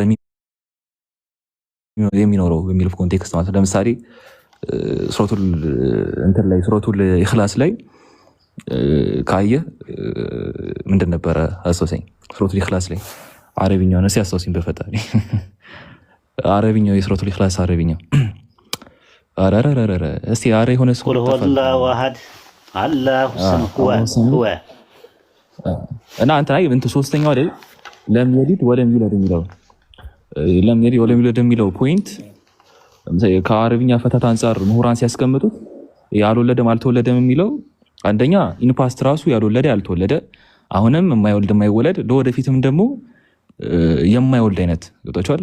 ፓስቱንም ፕሬዘንቱንም ፊውቸሩንም የሚወክል አይነት ቃል ነው ብሎ እንደሚፈቱት ሁሉ ይሄ ያህዌ የሚለው ዘሩ ራሱ የተገኘው ዘሩ ወይም ደግሞ ፕሪሚቲቭ ሩቱ ያለ የሚኖርና ያለ የነበረና የሚኖር የሚል ፍቺ ይሰጣል ብሎ ያስቀምጠዋል። ከዘር አኳያ የየራሱን ኤክስፕላኔሽን ሊያስቀምጥ ይችላል። አዎ ሊያስቀምጥ ይችላል። ከስያሜ አንጻር ትንቢተ ኢሳይያስ ምዕራፍ 8 ላይ አኒ ያህዌ እኔ ያህዌ ነኝ ኩሼሚ ስሜም ደግሞ ይህ ነው አለ። ይህ የሚለው የወከለው ያህዌ የሚለውን ስም ነው። ያሃዋሃ የሚለውን ቴትራግራማተን ነውና ይህን ቴትራግራማተን ለራሱ መሰየም አድርጎ አስቀምጦታል። በዚያ ሰዓት ደግሞ ልክ አሁን ደግሞ በመጣው ወህይ መሰረት አምላካችን አላህ ለተሰወው ስም ያስቀመጠው ይህ አላህ የሚለውን ስም ሊሆን ይችላል። ስም የሚባለው ነገር አይደንቲቲ ሊወክል ይችላል። ነገር ግን አይደንቲቲ ሊያሲያጣቅን አይችልም።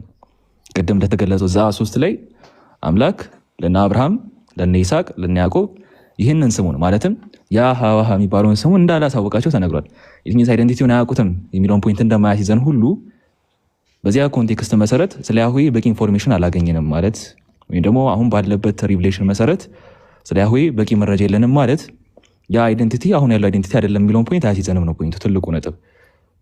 ስለ ያሃዋሃ ስለሚለው ስም ያሉ ሀተታዎች እንዳሉ ሆነው በዚያ ኤክስፕሌን የሚደረገው ጉድ አይዲያ ግልጽ ነው።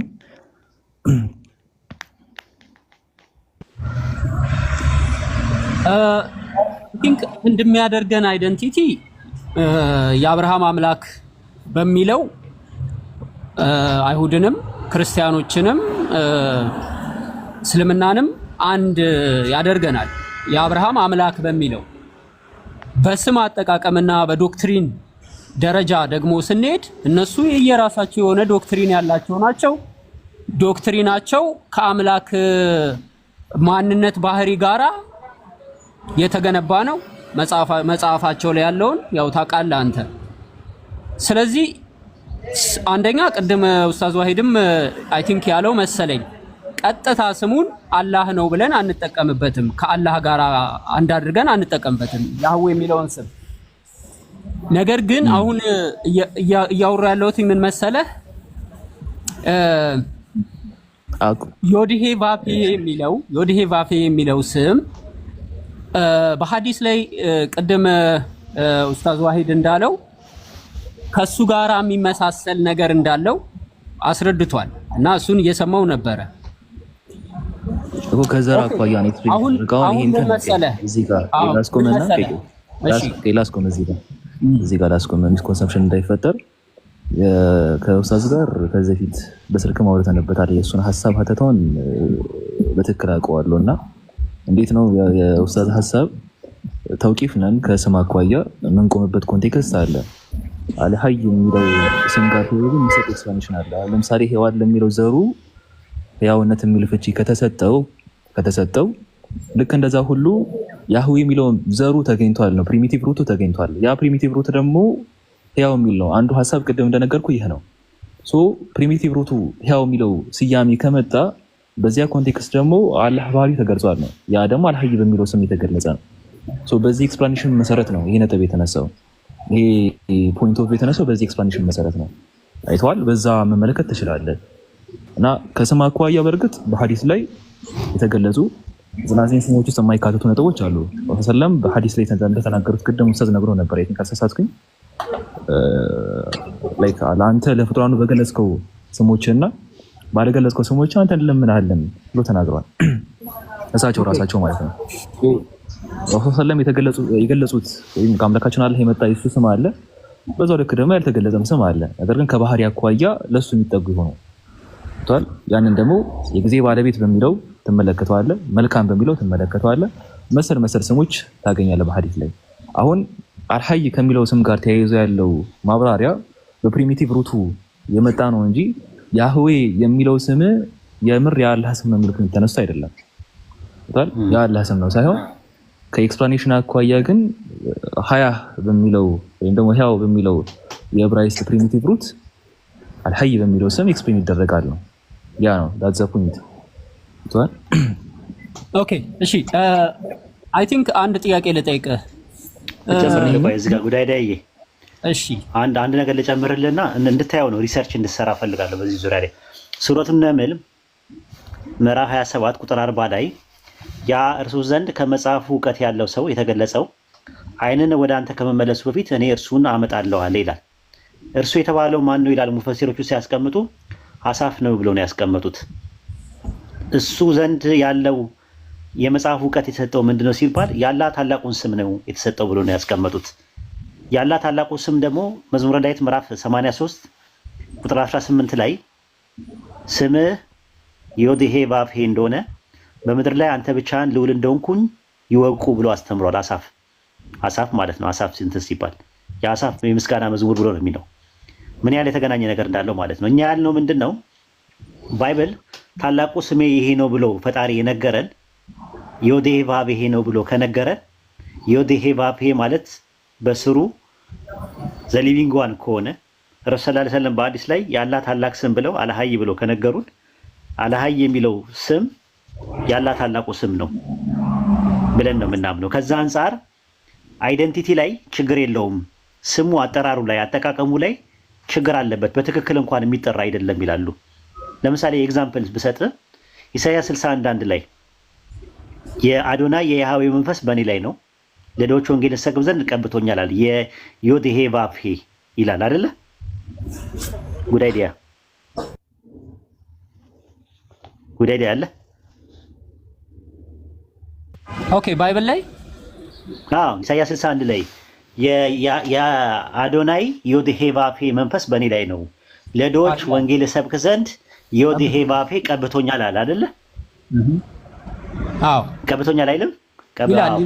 እንትን ላይ ሉቃስ ወንጌል 4:17 ላይ ለኢየሱስ የኢሳይያስን መጽሐፍ ሰጡት አይደለ? የዕብራይስጡን ምኩራብ ገብቶ ሲሰጡት ሲያነበው የጌታ መንፈስ በእኔ ላይ ነው ለድሆች ወንጌል እሰብክ ዘንድ ቀብቶኛል አለ። ኢየሱስ ሲያነብ ዮድሄ ባፌ የሚለውን አዶናይ እያለ ወይም ደግሞ አዶኒ እያለ ቀይሮት ነው?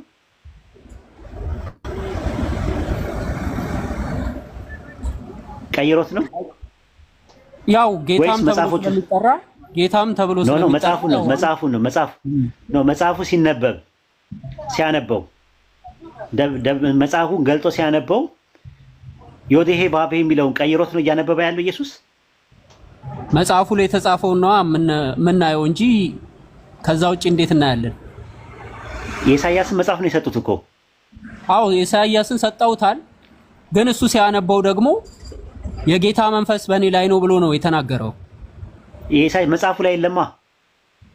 መጽሐፉ ላይ የሌለ ነገር መጽሐፍ ቅዱስ ላይ ግን አለ። መጽሐፉ ላይ ነው ያልኩ። የጠየኩ መጽሐፍ ቅዱስ ላይ አለ አይደለም እኮ። ጸሐፊው ሉቃስ ላይ የኢሳይያስ መጽሐፍ ላይ አለ። መጽሐፍ ላይ ያለው ዮድሄ ባፌ ነው የሚለው። ኢየሱስ ያንን መጽሐፍ ሲያነበው ዮድሄ ባፌ የሚለውን ነገር እያወጣ ነበር ሲያነብ የነበረው።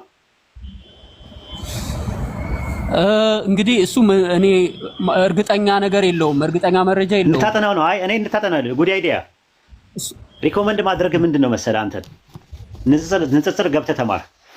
ወላሂ ታተርፋለህ፣ አትከስርም። የምር ለመናገር ማለት ነው።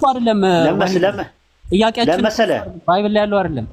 አይ ጥያቄ አይደለም። ጥያቄው ምናምን ሳይሆን ኖርማሊ አሁን እንደዚህ አይነት እንትን ኤክስፕላኔሽን መስጠት ዝም ብሎ ተነስቶ አንድ ነገር የኮምፓራቲቭ ሪሊጅኑ በጣም ዘምኗል በአሁን ሰዓት።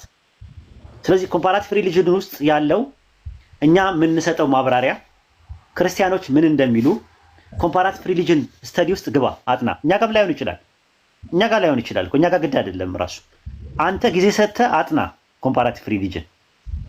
ሪኮመንድ ማድረግ እሱን ነው። አዝ ብራዘር ሌቭል የምር ነው የምናገር። ወንደርፉል ነው። ምክንያቱም አንተ ክፍት አይምሮ ነው ያለ፣ ኦፕን ማይንድ ነው ያለ፣ ፖዚቲቭ ሜንታል አቲቲዩድ አለ። ምንም የሚያቀፍ ነገር የለም ከሌላው ነገር ማለት ነውና በዚህ ዙሪያ ላይ አጥና።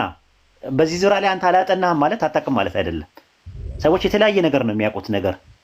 አንድ መኪና ብትበላሽብህ ሐኪም ቤት አይደለም የምትወስዳት፣ ጋራጅ ነው የምትወስዳት።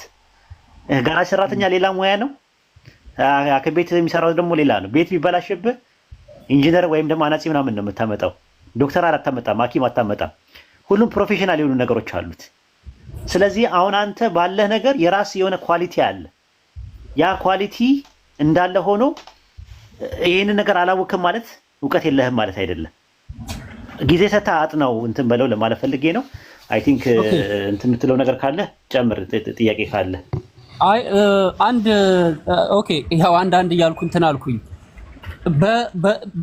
በእስልምና ሊቃውንቶች ማለትም በእስልምና ቀኖና የእምነት ቀኖና ውስጥ የክርስቲያኖችና የአይሁዶች አምላክ ተጠቀሙበት ተብሎ የታዘዘ አለ በቀኖና ውስጥ?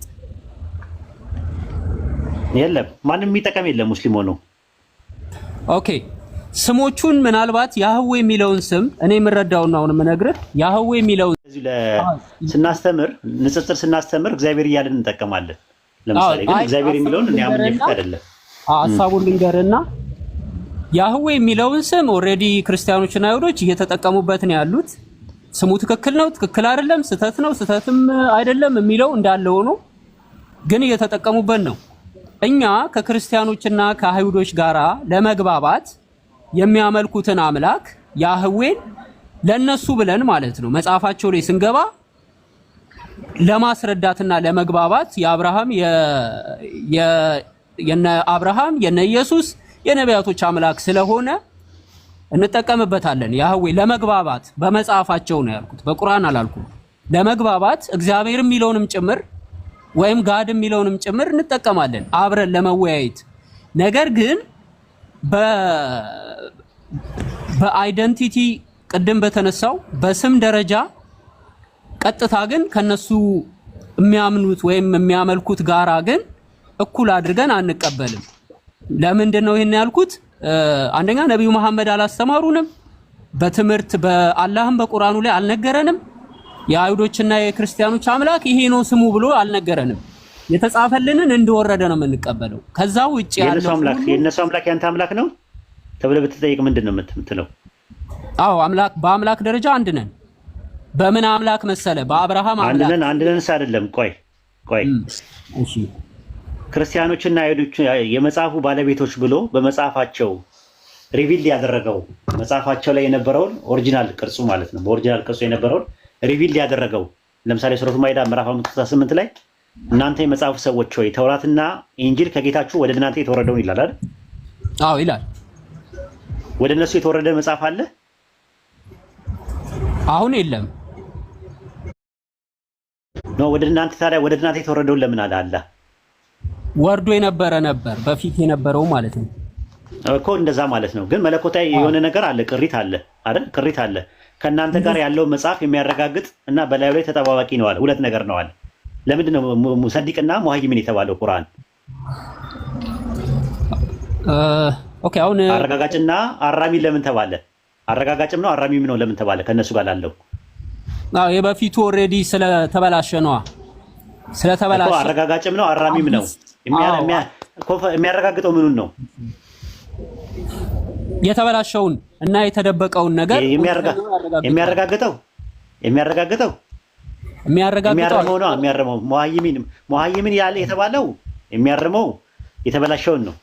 ሙሰዲቃን የተባለው ምኑን ነው? ሙሰዲቅ የተባለው ምኑን ነው? የሚያረጋግጠው ኦኬ፣ የሚያረጋግጠው ምኑን ነው? የወረደውን መውረድ ወርዶ የነበረውን ከእነርሱ ጋር ያለውን ነው የሚለው። ከእነርሱ ጋር ያለውን ከእናንተ ጋር ያለውን ነው የሚለው። የነበረውን ነው ታዲያ፣ አልፏል እኮ ኦልሬዲ። ከእናንተ ጋር ያለውን ነው የሚለው፣ የነበረውን አይደለም። ከእናንተ ጋር ያለውን። እሺ ቁርአን ከወረደ በኋላ ኦኬ፣ አረጋጋጩ ቁርአን ከወረደ በኋላ በፊት የነበሩት እኮ ኦልሬዲ ተሽረዋል። ምኑን ነው የሚያረጋግጠው? ምኑን ነው የሚያረጋግጠው? ሱረት ዩኑስ ምዕራፍ 10 ቁጥር 30 ላይ ይህ ቁርአን አለ ከበፊቱ የነበረውን መጽሐፍ የሚያረጋግጥና በላዩ ከበፊት ያለው የሚያረጋግጥና በውስጡ ያለውን የሚዘረዝር ነው አለ። በውስጡ ያለውን ነገር ሪቪልድ ሆኖ የነበረውን እነሱ ጋር የቀረውን ነገር ያረጋግጥላቸዋል። ሱረቱ ዩኑስ ሱረቱ ናህል ምዕራፍ 16 ቁጥር 43 ላይም እንደዛ ነው የሚለው። በመጽሐፍ ላክናቸው ወደ አንተም ወደ እነርሱ የተወረደውን ልትገልጽላቸው ዚክርን አወረድን ይላል አላህ ሲናገር። ወደ እነሱ የተወረደው ምን ወርዶ እንደነበረና ወርዶ የነበረው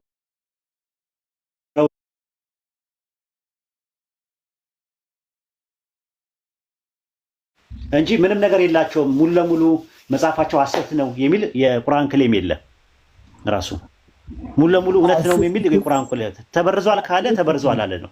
አሁን ጥያቄ የሚነሳው ምንድነው? አይደንቲቲው ኦንቶሎጂካሊ ሜታፊዚካሊ አይሁዶች አምላካችን ብለው የሚጠሩት ከኦንቶሎጂካልም ከሜታፊዚካልም ልዩነቱ ምንድነው? ከኛ ንገረኝ እስቲ። ክርስቲያኖችን ተዋቸው።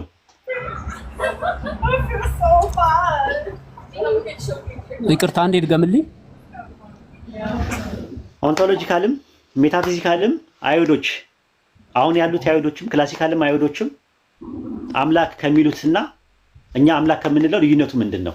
ሜታፊዚካልም ኦንቶሎጂካልም ልዩነቱን ንገረኝ። በአምልኮ ደረጃ በስምና የሚያመልኩት ስንት አምላክ ነው? ስም ችግር የለውም። ስም የሚለውን ችግር የለውም። አላህ የሚለውን ስም ይቀበላሉ እነሱ። አይ በአምልኮ ደረጃ ስልህ የአምልኮ አስተምሮታቸው እንጂ ዋናስን አይደለም ያልኩክ። ተውሂድን አላ አይ ፓኬጁ ተውሂድንም ያምናሉ። ፓኬጁ ነው የሚለያየው እንጂ እንትኑን ንገረኝ። አምልኮ ነው እኮ አምልኮ ለሚያመልኩት አምላክ አይደንቲቲው የሚያመልኩት አምላክ የተለየ ነው። አሁን ሙስሊሞች ከሚያመልኩት እኮ ምንድነው የሚለየው ንገረኝ። ምን ብለው ነው የሚያመልኩት ሲያመልኩት? እነሱ የሚረዱበት ሙሉ አረዳድ እኛ ልዩነቱን ንገረኝ። አንድ ኮምፕሌትሊ ይለያል እኮ አንድ ነገር ንገረኝ። አንድ ነገር ልንገረኝ። ፎር ኤግዛምፕል ለምሳሌ አትሪቢዩት እኮ ምን የሚል አትሪቢዩት ከኛ የሚለይበት? ኦኬ ለምሳሌ ልጅ የሚለው ወይም ለምሳሌ እኛ የያዌ ልጆቹ ነን የሚሉበት ለምሳሌ የዓለም ሕዝብ ሙሉ ያጠቃልላል። እሺ ቀጥል። ኦኬ አብን ብለው የሚሉበት ማለት ነው። አብ በሚለው ያዘው። አብ የሚለው በዕብራይስጥ ምንድን ነው? ስንት ትርጉም አለው? በብዙ አይነት ትርጉም ይተረጎማል። ስንት ትርጉም? ለምሳሌ ኤግዛምፕል አንዱን ንገረኝ። አብ የሚለው በዕብራይስጥ ትርጉሙን ንገረኝ። አባት፣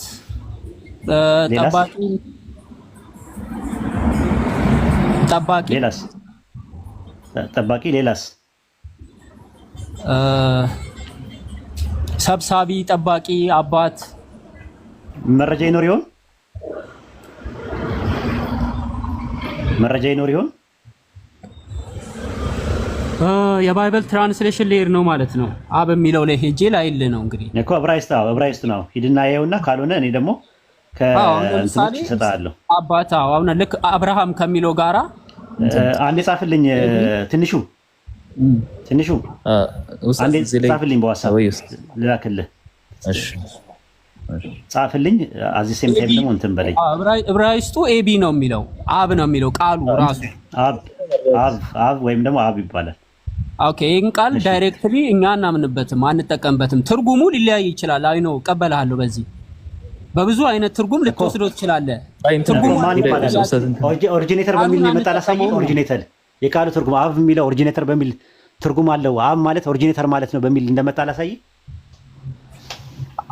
ትርጉም ሲተረጎም በብዙ ሊተረጎም ይችላል ኡስታዝ። ነው አብ የሚለው የዕብራይስጥ ቃል ኦሪጂኔተር በሚል የመጣበትን ያልኩህ እኔ።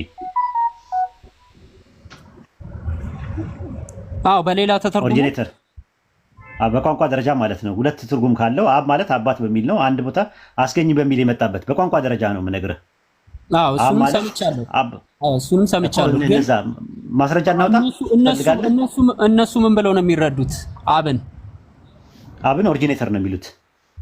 ታልሙዲክ ሶርሶችም እንዳለ የሚያመለክት ኦሪጂኔተር በሚል ነው የሚረዱት እንጂ አብ ማለት ቃሉን ቀጥታኛ እንጠቀምበታለን። ኦሪጂኔተር የሚለውን አዎ አልባሪ ይለዋል ቁርአን ላይ።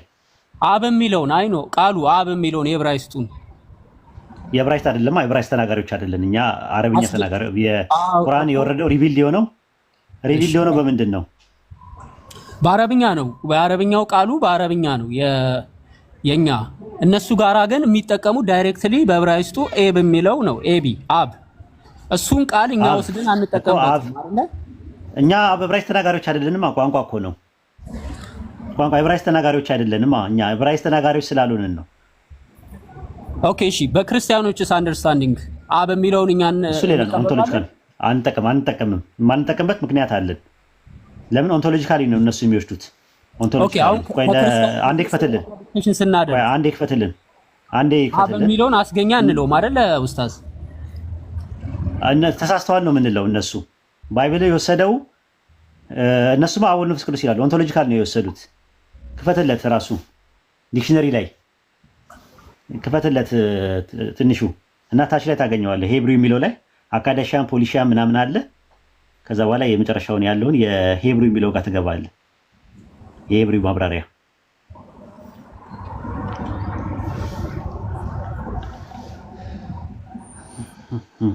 ከክርስቲያኖችና ከአይሁዶች አምላክ ጋራ ወደ ሽርክ አይሁዶች ሲጀመር በትሪኒቲ ስለሚያምኑ እነሱ አይቀበሉም። ኦንቶሎጂካሊም ስለሚወስዱ እምነታቸው ትክክል አይደለም ብለው ነው የሚያምኑት። አምላክ ልጅ የለውም ብለው ነው የሚያምኑት።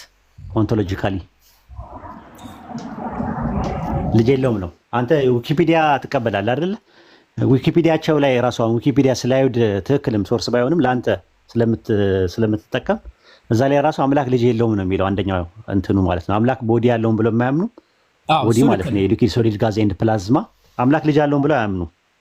ልጅ የለውም ብለው ነው የሚያምኑት። እሱ ልክ ነህ። በጠባቂነት ደረጃ ነው የሚወስዱት። ለምሳሌ እግዚአብሔር አባታችን ነው ሲሉ ይጠብቀናል፣ አብ የሚለው ፕሮቴክት ያደርገናል ለማለት ነው። አምስት ትርጉም አለው ይላል። አሁን ያወጣልሃል። አብ የሚለው በዕብራይስጥ አንደኛ ፋዘር ነው ይላል፣ ሁለተኛ አንሲስተር ይላል፣ ሶስተኛ ፕሮቶጄኔተር ይላል፣ አራተኛ ኦሪጂኔተር ይላል፣ አምስተኛ ፕሮቶታይፕ ይላል። ከዚህ ውስጥ አይሁዶች ይህንን አንደርስታንድ እንደሚያደርጉበት በምንድን ነው? ልክ እንደ እኛ ማለት ነው። አሁን እኛ ይስተዋ የሚለው የአረብኛ ቃል ወደ 11 ትርጉም አለው። ከ11ዱ ትርጉም ውስጥ አላህ የትኛው ነው በትክክል የተጠቀመበት የሚለውን የምናገኘው ከየት ላይ ነው የምናገኘው? ከቋንቋ ትርጉም ላይ ነው የምናገኘው ወይስ ከቀደምት ሰለፎቹ ይስተዋ የሚለውን በምን መልኩ ተረጎሙት የሚለውን ነው የምንረዳው ብለን ስንል ቀደምት ሰለፎቹ ይሄ ቃል በዚህ መልኩ ነው የተረዳ ነው የሚለውን ነገር ነው የሚያስቀምጡት። ታልሙዲክ ሶርስን ብትመለከተው፣ ሚድራሽን ሶርስ ብትመለከተው፣ ታርገምን ብትመለከተው አብ የሚለው የዕብራይስጥ ቃል ኦሪጂኔተር በሚል ነው ያስቀመጡት። አላህ ኦሪጂኔተር እንደሆነ ደግሞ በቁርአን ላይ አለ። ኦኬ አስገኝ አብ የሚለውን አስገኝ ብለን እንድንወስድስ ተጠቀሙበት የሚል ቀኖና አለ፣ ትምህርት አለ የታዘዘ ቁርአን ላይ አለ። አላህ አስገኝ በሚል መጥቷል። አስገኝ በሚለው እንጠቀማለን። ቁርአን ላይ ያለውን ነው የምንጠቀመው። ከአይሁዶች ጋር አመሳስለን ቁርአን ላይ አልባሪ ነው የሚለው እነሱ ቋንቋ ነው፣ ሊንጉስቲካሊ ነው። ለምሳሌ አምላክ የሚል አለ ባይብል ላይ። አምላክ በሚል ተጠቀሙ የሚል አለ። አምላክ በሚል ማለት አምላክ የሚለውን ቃል ተጠቀሙ የሚል አለ ቁርአን ላይ። ልታሳየን ትችላለህ? አረበኛው ላይ አይ እኔ አላየሁም፣ አልሰማሁም እንደዚህ። ኢላህ ብቻ ነው ያለው። እኔ ኢላህ የሚል ነው፣ አምላክ የሚል የለም። ስለዚህ አምላክ የሚለውን መጠቀም የለብህም። ኦኬ ቁርአን ላይ የታዘዝነውን ብቻ ብንጠቀም አይሻልም? ከነሱ ጋር ከማመሳሰል እኮ። ስለዚህ አምላክ የሚለውን ለምን ትጠቀማለህ? አላህ አምላክ ነው ብለህ ታምናለህ ማለት? አላህ አምላክ ነው ብለህ ታምናለህ ወይ እንዴ? አዎ አምላክ ነው የሚል ማስረጃ አለ ቁርአን ላይ። አረብኛው ላይ አምላክ የሚለው አረብኛው ላይ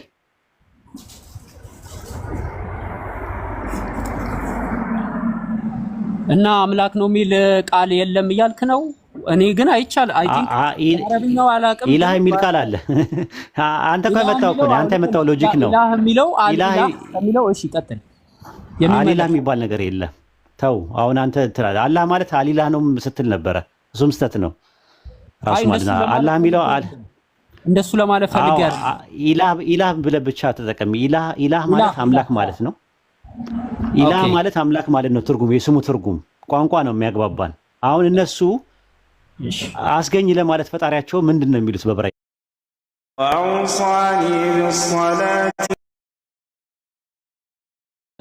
ያልከውን ኢላህ የሚለው ግን ስላለ አምላክ የሚል ስም አለ በሚለው እናስተካክለው አይደል እኮ። ኢላህ የሚለውን ወደ አማርኛ ስንተረጉመው አምላክ ብለን እንለዋለን እኛ በቋንቋችን ስለተግባባን።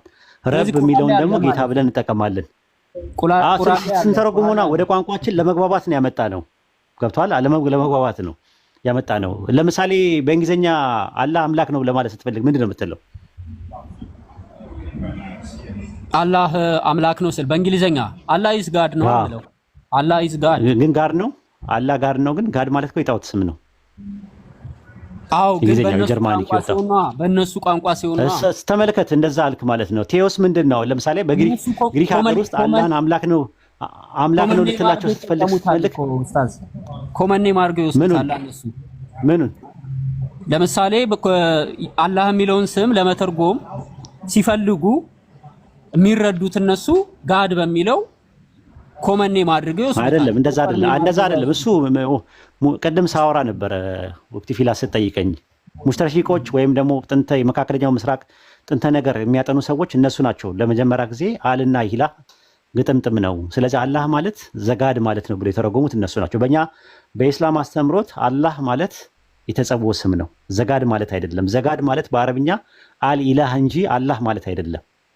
የባይብልም ስትመለከተው ዘጋድ ብሎ የሚያስቀምጡት ለጣዖቶቹ ዘጋድ የሚለውን አልኢላህ እያሉ። ለምሳሌ አንደኛ ነገሥት ምዕራፍ 18 ኤልያስ በዓል ለሚባለው አምላካችሁ ተኝቷል፣ አምላክ ተኝቷል ቀስቅሱት ሲል አምላክ ለሚለው ቃል የሚጠቀመው ዴፊኒት አርቲክል ነው። ዘጋድ የሚለውን የሚጠቀምበት አልኢላህ ብሎ ነው የሚያስቀምጠው። ሆቴዎስ ግሪከኛው ራሱ ማለት ነው። ሃ ኤሎሃ በዕብራይስጥ። ስለዚህ ቋንቋ ላይ የሚመጡ ነገሮች አጠቃላይ ትርጉማቸው ቋንቋው የሚጠቀምበትን ነገር ልትጠቀም ትችላለህ። አሁን ለምሳሌ ግሪክ ጋር ስትሄድ ቴዎስ ትላለህ።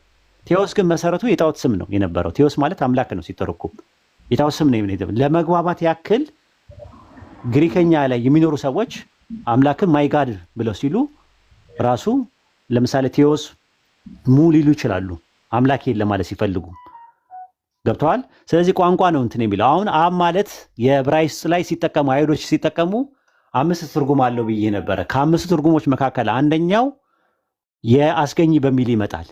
ቁርአን ላይ አላህ አስገኝ እንደሆነ ተጠቅሷል። አላህ አብ የሚለውን ላንጠቀም እንችላለን እኛ። ለምን? የኛ ቋንቋ አይደለም አብ የሚለው ነገር። ይሄ እንትኑ ማለት ነው። አብ የሚለው የዕብራይስጥ ቃል የኛ ቋንቋ አይደለም እና ከዛ አንጻር ብታየው ጥሩ ነው ለማለት ፈልጌ ነው።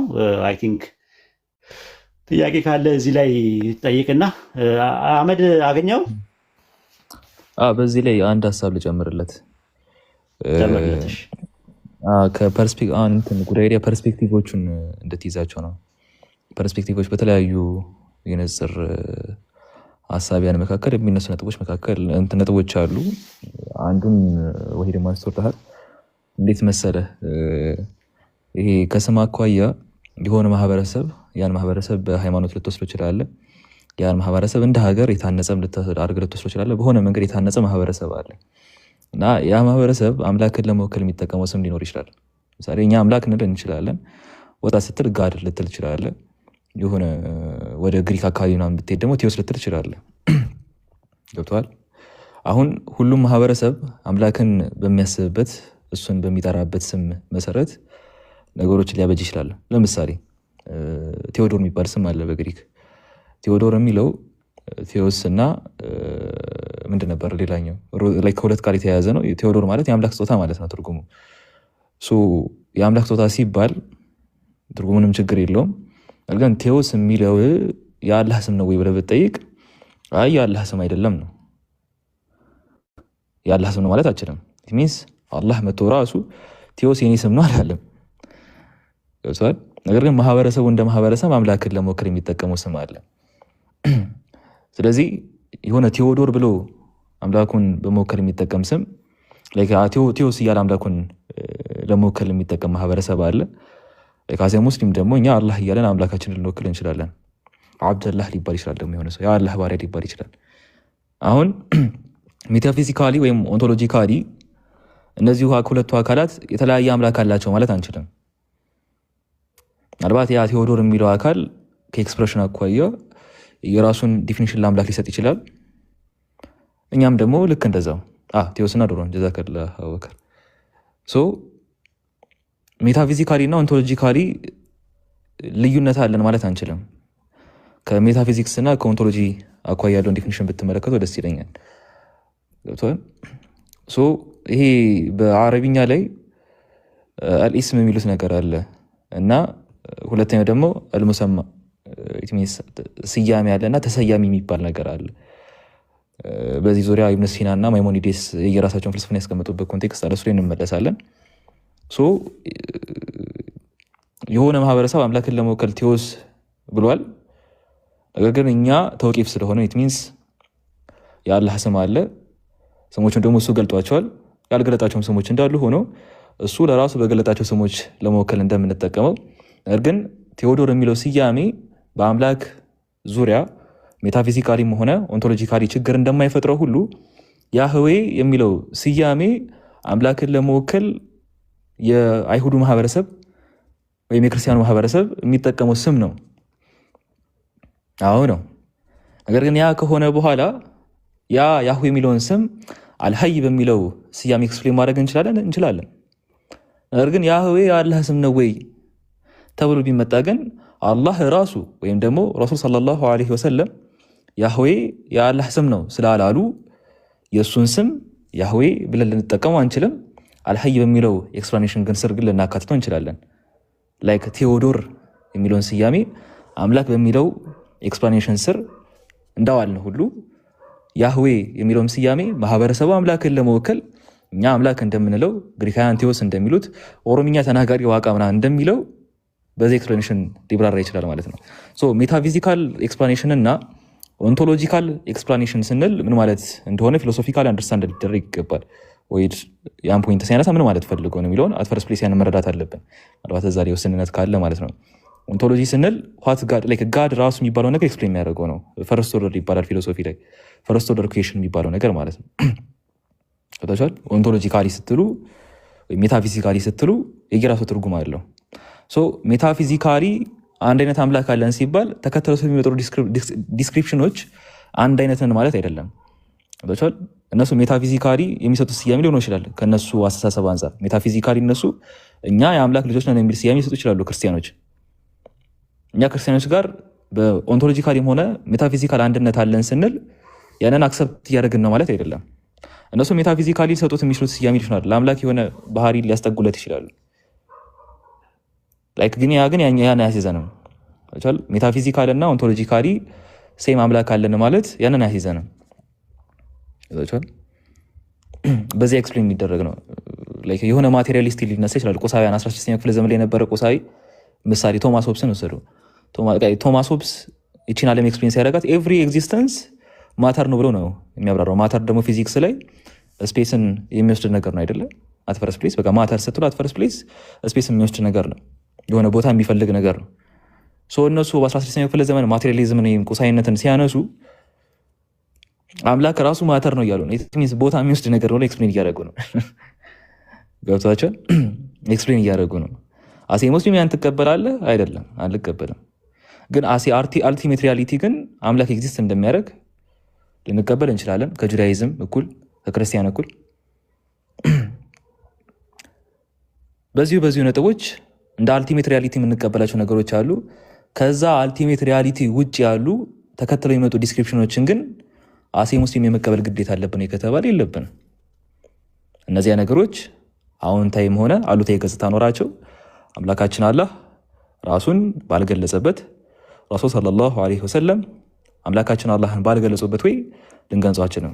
ይሄ ፖይንት በምንድን ነው?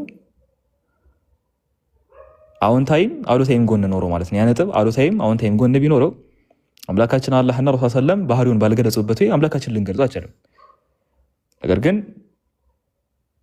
ቅድም እንደነገርኳችሁ በዚያ ምሳሌ መውሰድ ትችላላችሁ። ቴዎዶር በሚለው ቴዎስ የሚባለው ነገር የግሪክ ማህበረሰብ አምላክን ለመወከል የሚጠቀምበት ነው።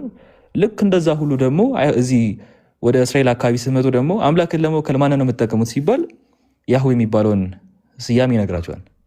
ኢትዮጵያን ጋር ስትመጡ ደግሞ አምላክ ይላቸዋል። ወይም ደግሞ ከቃል አጠቃቀም አኳያ የብሔር ገዢ ወይም የእግዚአብሔር እያሉ ሊጠቀሙ ይችላሉ። ታውቃላችሁ። ከባህሪ አኳያ ያንን ነገር አስጠግታችሁ ልትፈቱ ትችላላችሁ። አዎ ልትፈቱ ትችላላችሁ። ነገር ግን የአላህ ስም ያ ነው የሚለውን ነገር ግን አያሲዘንም። ተከትሎ ይመጣው ከሜታፊዚካል ሪያሊቲው ከታች የሚመጡ ተከትሎ ይመጡ እነዚህ ዲስክሪፕሽኖችን ግን የሚያሲዙን አይደለም። አባት የሚለውን እንደ መጽሐፍ ያለፈች እንዳለ ሆኖ ማለት ነው።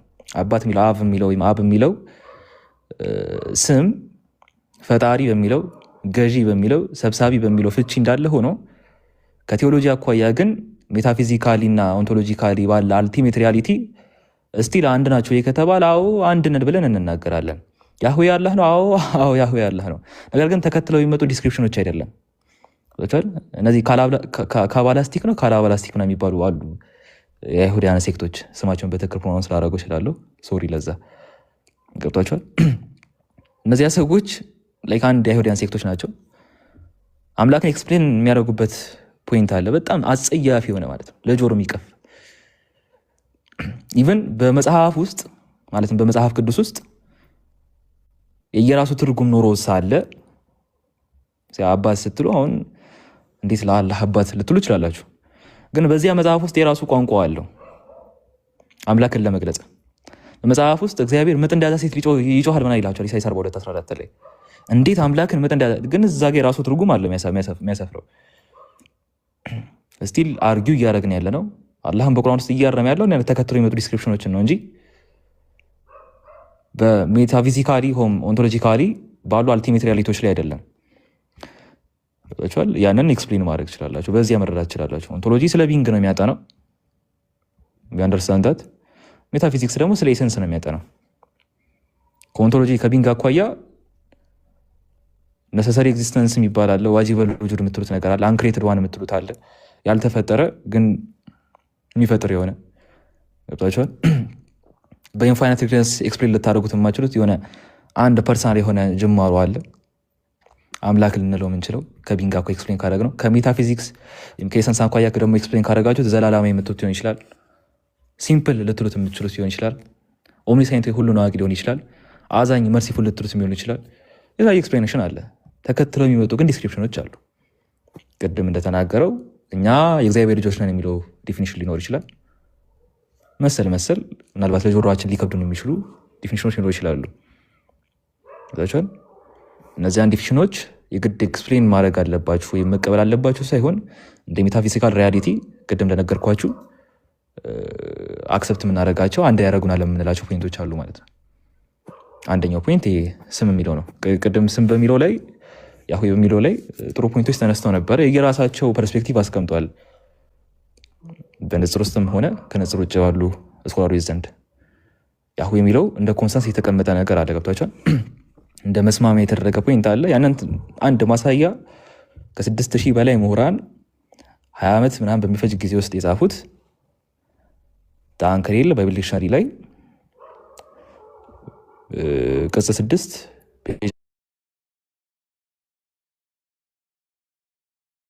11 ላይ ያስቀመጠው ሀተታ አለ።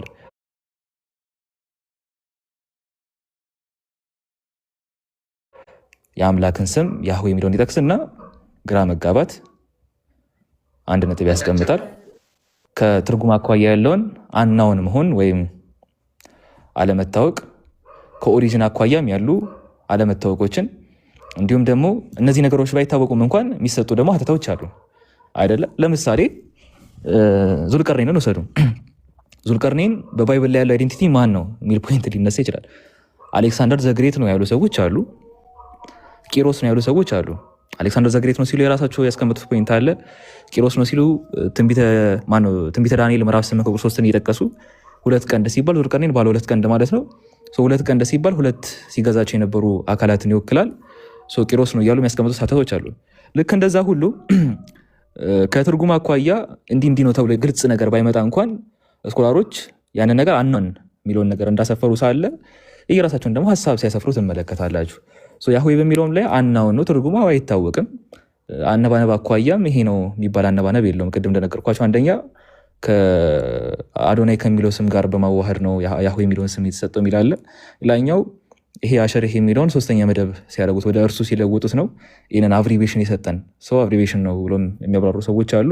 ሁሉም የራሱን ሀሳብ ያስቀምጣል። ከንባብ አኳያ ግን ይሄ ነው የሚባል የረገጠ ነገር የለም። ሁሉም የስኮላር ሀሳብ ነው እንዲህ ነው ተብሎ ሲነበብ ማለት ነው። ከትርጉም አኳያም ትርጉም አይታወቅም። አዎ ነገር ግን ከዛ 314 አኳያ የሚያብራሩት አሉ። ፎልክ ኢቲሞሎጂ ቢሆንም ወይም ቴዎሎጂካል ፑቲንግ ነው ብሎ ያስቀምጡ ስኮላሮች ቢኖሩ 20 በሚለው ፕሪሚቲቭ ሩት የሚያብራሩን ሰዎች አሉ። ከነዛ ማብራሪያዎች አንጻር አዎ እንደዚህ ከመሆን አንጻር አዎ እንደዚህ ከመሆን አንጻር አዎ እንደዚህ እያሉ የምናብራራቸው ነገሮች የግድ ወደ አላህ አስጠግተን አዎ አላህ እንደዚህ ነው እንድንል የሚዳረገን ነገር ሳይሆን ተውቂፍ ስለሆነ ባልተገለጸ ነገር ላይ መንቆብ ስለሆነ ከኤክስፕላኔሽን አኳያ ፐርስፔክቲቭን የመቀበል ሜንታሊቲ ሊሆን ይችላል ሊገባልም ጭምር። ፐርስፔክቲቭ አኳያ ኡስታዝ ወሂድ የራሱን ፐርስፔክቲቭ ሊይዝ ይችላል። ፐርስፔክቲቭ አቡ ሙዓዊያም ሰልማንም አሚርም እዚህ ገስር ያሉት እንዳለ ፐርስፔክቲቫቸው ሆነ ሊያራምዱ ይችላሉ። ያን ፐርስፔክቲቭ እንደ ፐርስፔክቲቭ አንደርስታንድ የማድረግ የማክበር ሜንታሊቲው ግዴታው አለብን ማለት ነው። ብዙ ነጥቦች አሉ በእርግጥ ከዚህ ስር እንደ ሀተታ የሚነሱ ኢንሻአላህ እንግዲህ በሰማነው የምንጠቀም ያድርገን። ማሻአላህ አላህ ይጨምርልህ። አይ ቲንክ ሰግጄ እስክመጣ ድረስ አይ ቲንክ እንደተረዳው ተስፋ እናደርጋለን። ጉድ አይዲያ አለ አህመድ ወጥቷል መሰለኝ። ኦኬ በቃ እሺ፣ ጀዛኩሙላህ ረንጅታ ቻው ሳንባባል ሄደ እና ጥሩ ነው። ኡስታዝ አቡ ሙአዊያ አሰላሙ አለይኩም ወራህመቱላሂ ወበረካቱ። ሀሳብ መስጠት የምትፈልጉ ሰዎች ካላችሁ እኛ ጨርሰናል፣ መስጠት ትችላላችሁ ማለት ነው። ኢንሻአላህ ይኸው ክፍት ነው። ወአለይኩም ሰላም ወራህመቱላሂ ወበረካቱ። ኡስታዝ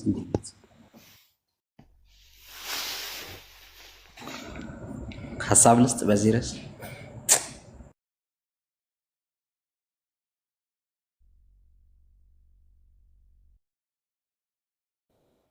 ኡስታዙ ነው ቀጥል። አይ ቲንክ የለም መሰለኝ። እሺ ስለ አላህ ስምና ባህሪያት ስንናገር ብዙ ጊዜ አንዳንድ ጥያቄዎች ግራ ሊገቡን ይችላሉ። ግን ከማወቅም ካለማወቅም አንጻር ሊሆን ይችላል። በደንብ ልናውቅ የሚገባቸው ነገራቶች አሉ። አልአስማ ወሲፋት ይባላል። አልአስማ ወሲፋት የአላህ ስምና ባህሪያት ይባላል። የአላህ ስሞች እና ባህሪያቶች ምንድን ናቸው? ሁሉም የአላህ ስሞች የአላህ ባህሪያቶችም ጭምር ናቸው። ሁሉም የአላህ ስሞች የአላህ ባህሪያቶችም ጭምር ናቸው። የአላህ ባህሪያቶች ግን ሁሉም የአላህ ስሞች አይደሉም። አላህ ይናገራል። ለምሳሌ አላህ ይናገራል ብለን እናምናለን። ሙተከሊም ነው ብለን እናምናለን። ሙተከሊም የሚል የአላህ ስም አለ ግን ስትሉኝ የለም። ስለዚህ ሁሉም የአላህ ሱብሓነሁ ወተዓላ ስሞች የአላህ ባህሪያቶችም ናቸው። የአላህ ባህሪያቶች ግን ሁሉም የአላህ ስሞች አይደሉም ብለን እንወስዳለን። ምን እንደ ዐቂደት አህለ ሱነቲ ወልጀማዓ እምነታችን ይሄ ነው ማለት ነው።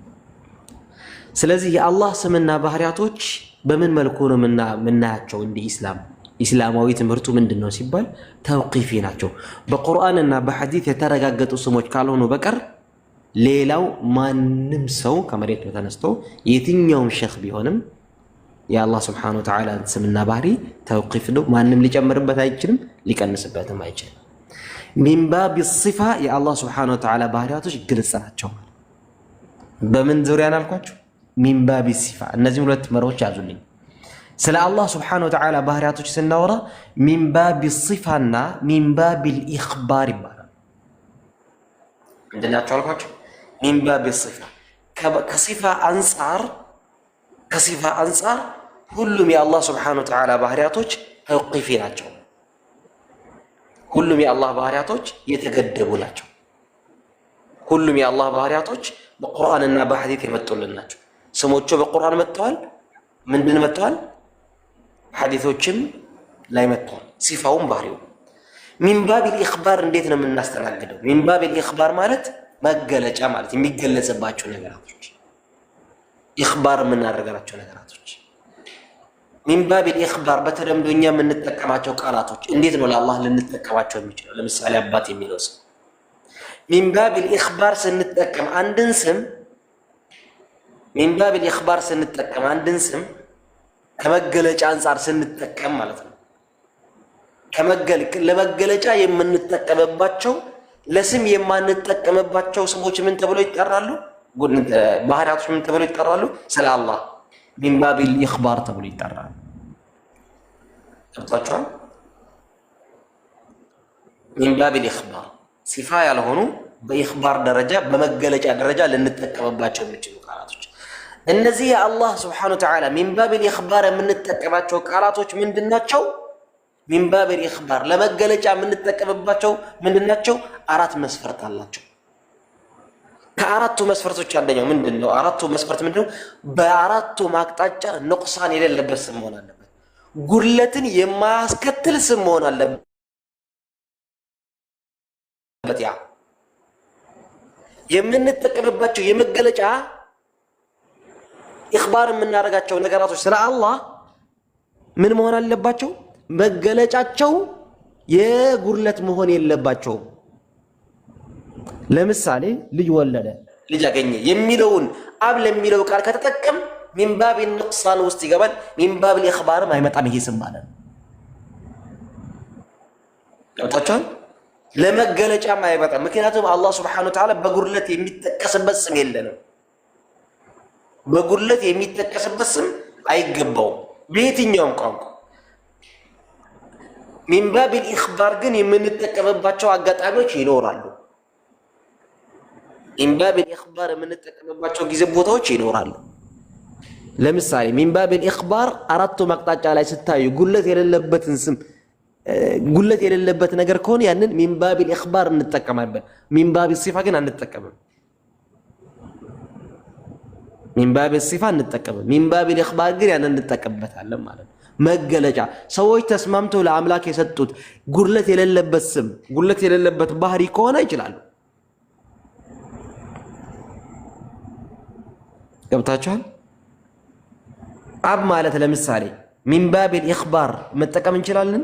ምን ማለት ነው ትርጉሙ እንላለን። ማንንም ሰው ስለ አላህ ሱብሓነሁ ወተዓላ አይ አምላክ በዚህ መልኩ ተገልጿል፣ በዚህ መልኩ እንትን ብሏል እንትን ብሏል ማለት ምን ማለት ነው ብለን እንጠይቃለን። ለምሳሌ ምን ማለት ነው? አስገኚ፣ ሁሉ ነገር አድራጊ፣ ሁሉ ነገር ፈጣሪ የሚለው መገለጫ በእነሱ ዘንድ ይሄ መገለጫ ካለ ሚን ባቢል ኢኽባር እንጠቀማለን። ይሄን ቃል ሚን ባቢል ኢኽባር ይሄን ቃል እንጠቀማለን። ሚን ባቢል ሲፋ አንጠቀምም። የአላህ ሱብሓነሁ ወተዓላ ባህሪያቶች ቅዱስ ስሞች ምንድናቸው? የተገደቡ ናቸው። ስለዚህ በአላህ ሱብሓነሁ ወተዓላ ስምና ባህሪያት ዙሪያ ላይ ያው ሰፋ ያለ ገለጻው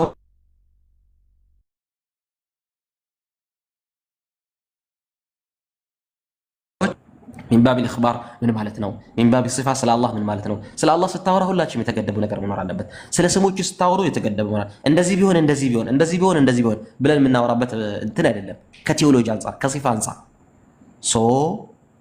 ሚን ባቢል ኢኽባር የምንጠቀማቸው ቃላቶች ማህበረሰቡ ዘንዳ ምን መሆን የለበትም ብዬ ከአራት አቅጣጫ ጉድለት የሌለበት ስም መሆን አለበት። ሲተረጎም ራሱ ጉድለት የሌለበት ስም መሆን አለበት። ስለዚህ ከዛ አንጻር ነው ብዙም ያው ከእውቀት አንጻር ይሄ ይበቃናል። ፈኢን አኽጠእቱ ሚንሁ ሚነ ሸይጣን ነሰብቱ ሚነላህ ስለ አላህ ባህሪያቶች ጉዳይ ላይ ጥያቄ መጠየቅ ትችላላችሁ የፈለጋችሁት። ኡስታዝ ከመጣ እናስረክባለን። ጀዛከላሁ ኡስታዝ። ግን አሁን እዚህ ላይ ሞስት ኦፍ ታይም የማየው ነገር ስለሆነ ከስም አኳያ አጋጥሟቸው አያውቅም። ብዙ ጊዜ እኔም አጋጥሞኝ ያውቃል እና ፐርስፔክቲቭ ይነሳል እኮ ሁሉም የየራሱን ፐርስፔክቲቭ የሚያነሳበት ኮንቴክስት አለ። አሁን ኡስታዝ መጀመሪያ ሲጀምር የዘጋው ነገር አለ። ባረከላሁ ፊክ አላህ መልካም እውቀቱን ሁሉ ይጨምርልህ ኡስታዝ። መጀመሪያ የዘጋው ነጥብ አለ። ምንድነው? አላህ ባህሪያቶች ሊኖር ይችላሉ። አላህ ደግሞ ያስቀመጣቸውን ስሞች አሉ ለራሱ መገለጫ አድርጎ። አላህ ተናጋሪ ነው ብለን እናምናለን።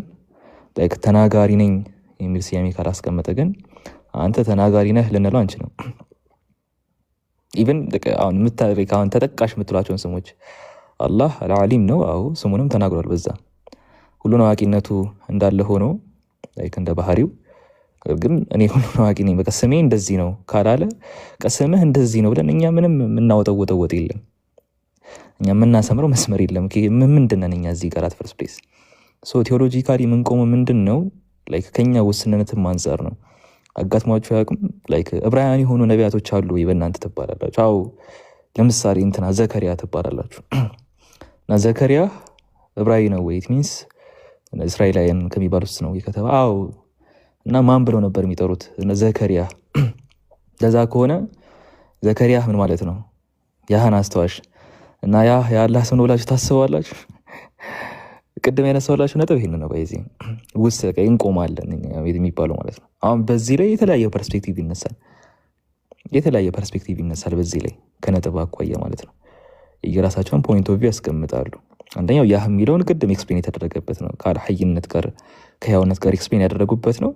ግን ያ ኤክስፕሌን ከተደረገ በኋላ በቃ እንዴት ነው የሚዘጋው ከተባለ አቡ ሙዓዊያ ዘግቶታል። መጀመሪያ ላይ አላህ ለሱ ባህሪያት የሆኑ ነገሮች አሉ። እነዛ ባህሪያቶቹ እንዳሉ ሆነው ግን አላህ በዚያ ሰይሙኝ ካላለ አንሰይሙም። አያችሁ በዚያ ተዘጉታላችሁ። ልክ እንደዛ ሁሉ ፈርስት ፕሌስ አልሐይ በሚለው ያህዌ የሚባል ኤክስፕሌን ከተደረገ አላህ እዛው መጥቶ እኔ ያህዌ ብላችሁ ሰይሙኝ ካላለ አንተ ያህዌን አንለውም። ከስም አኳያ ግን ኤክስፕሌን የሚደረግበት ነገር አለ። ስለዚህ ቅድም ከቴዎሎጂ አኳያ ያነሳው ነገር አለ። ሚንባብ ኢስቲፋ እና ሚንባብ ኢኽባር የሚባል ፖይንት አለ። ኢት ሚንስ ኤግዚስተንስ ላይ ራሱ የሚያብራሩበት መንገድ አለ። እሱን ይመጣለን።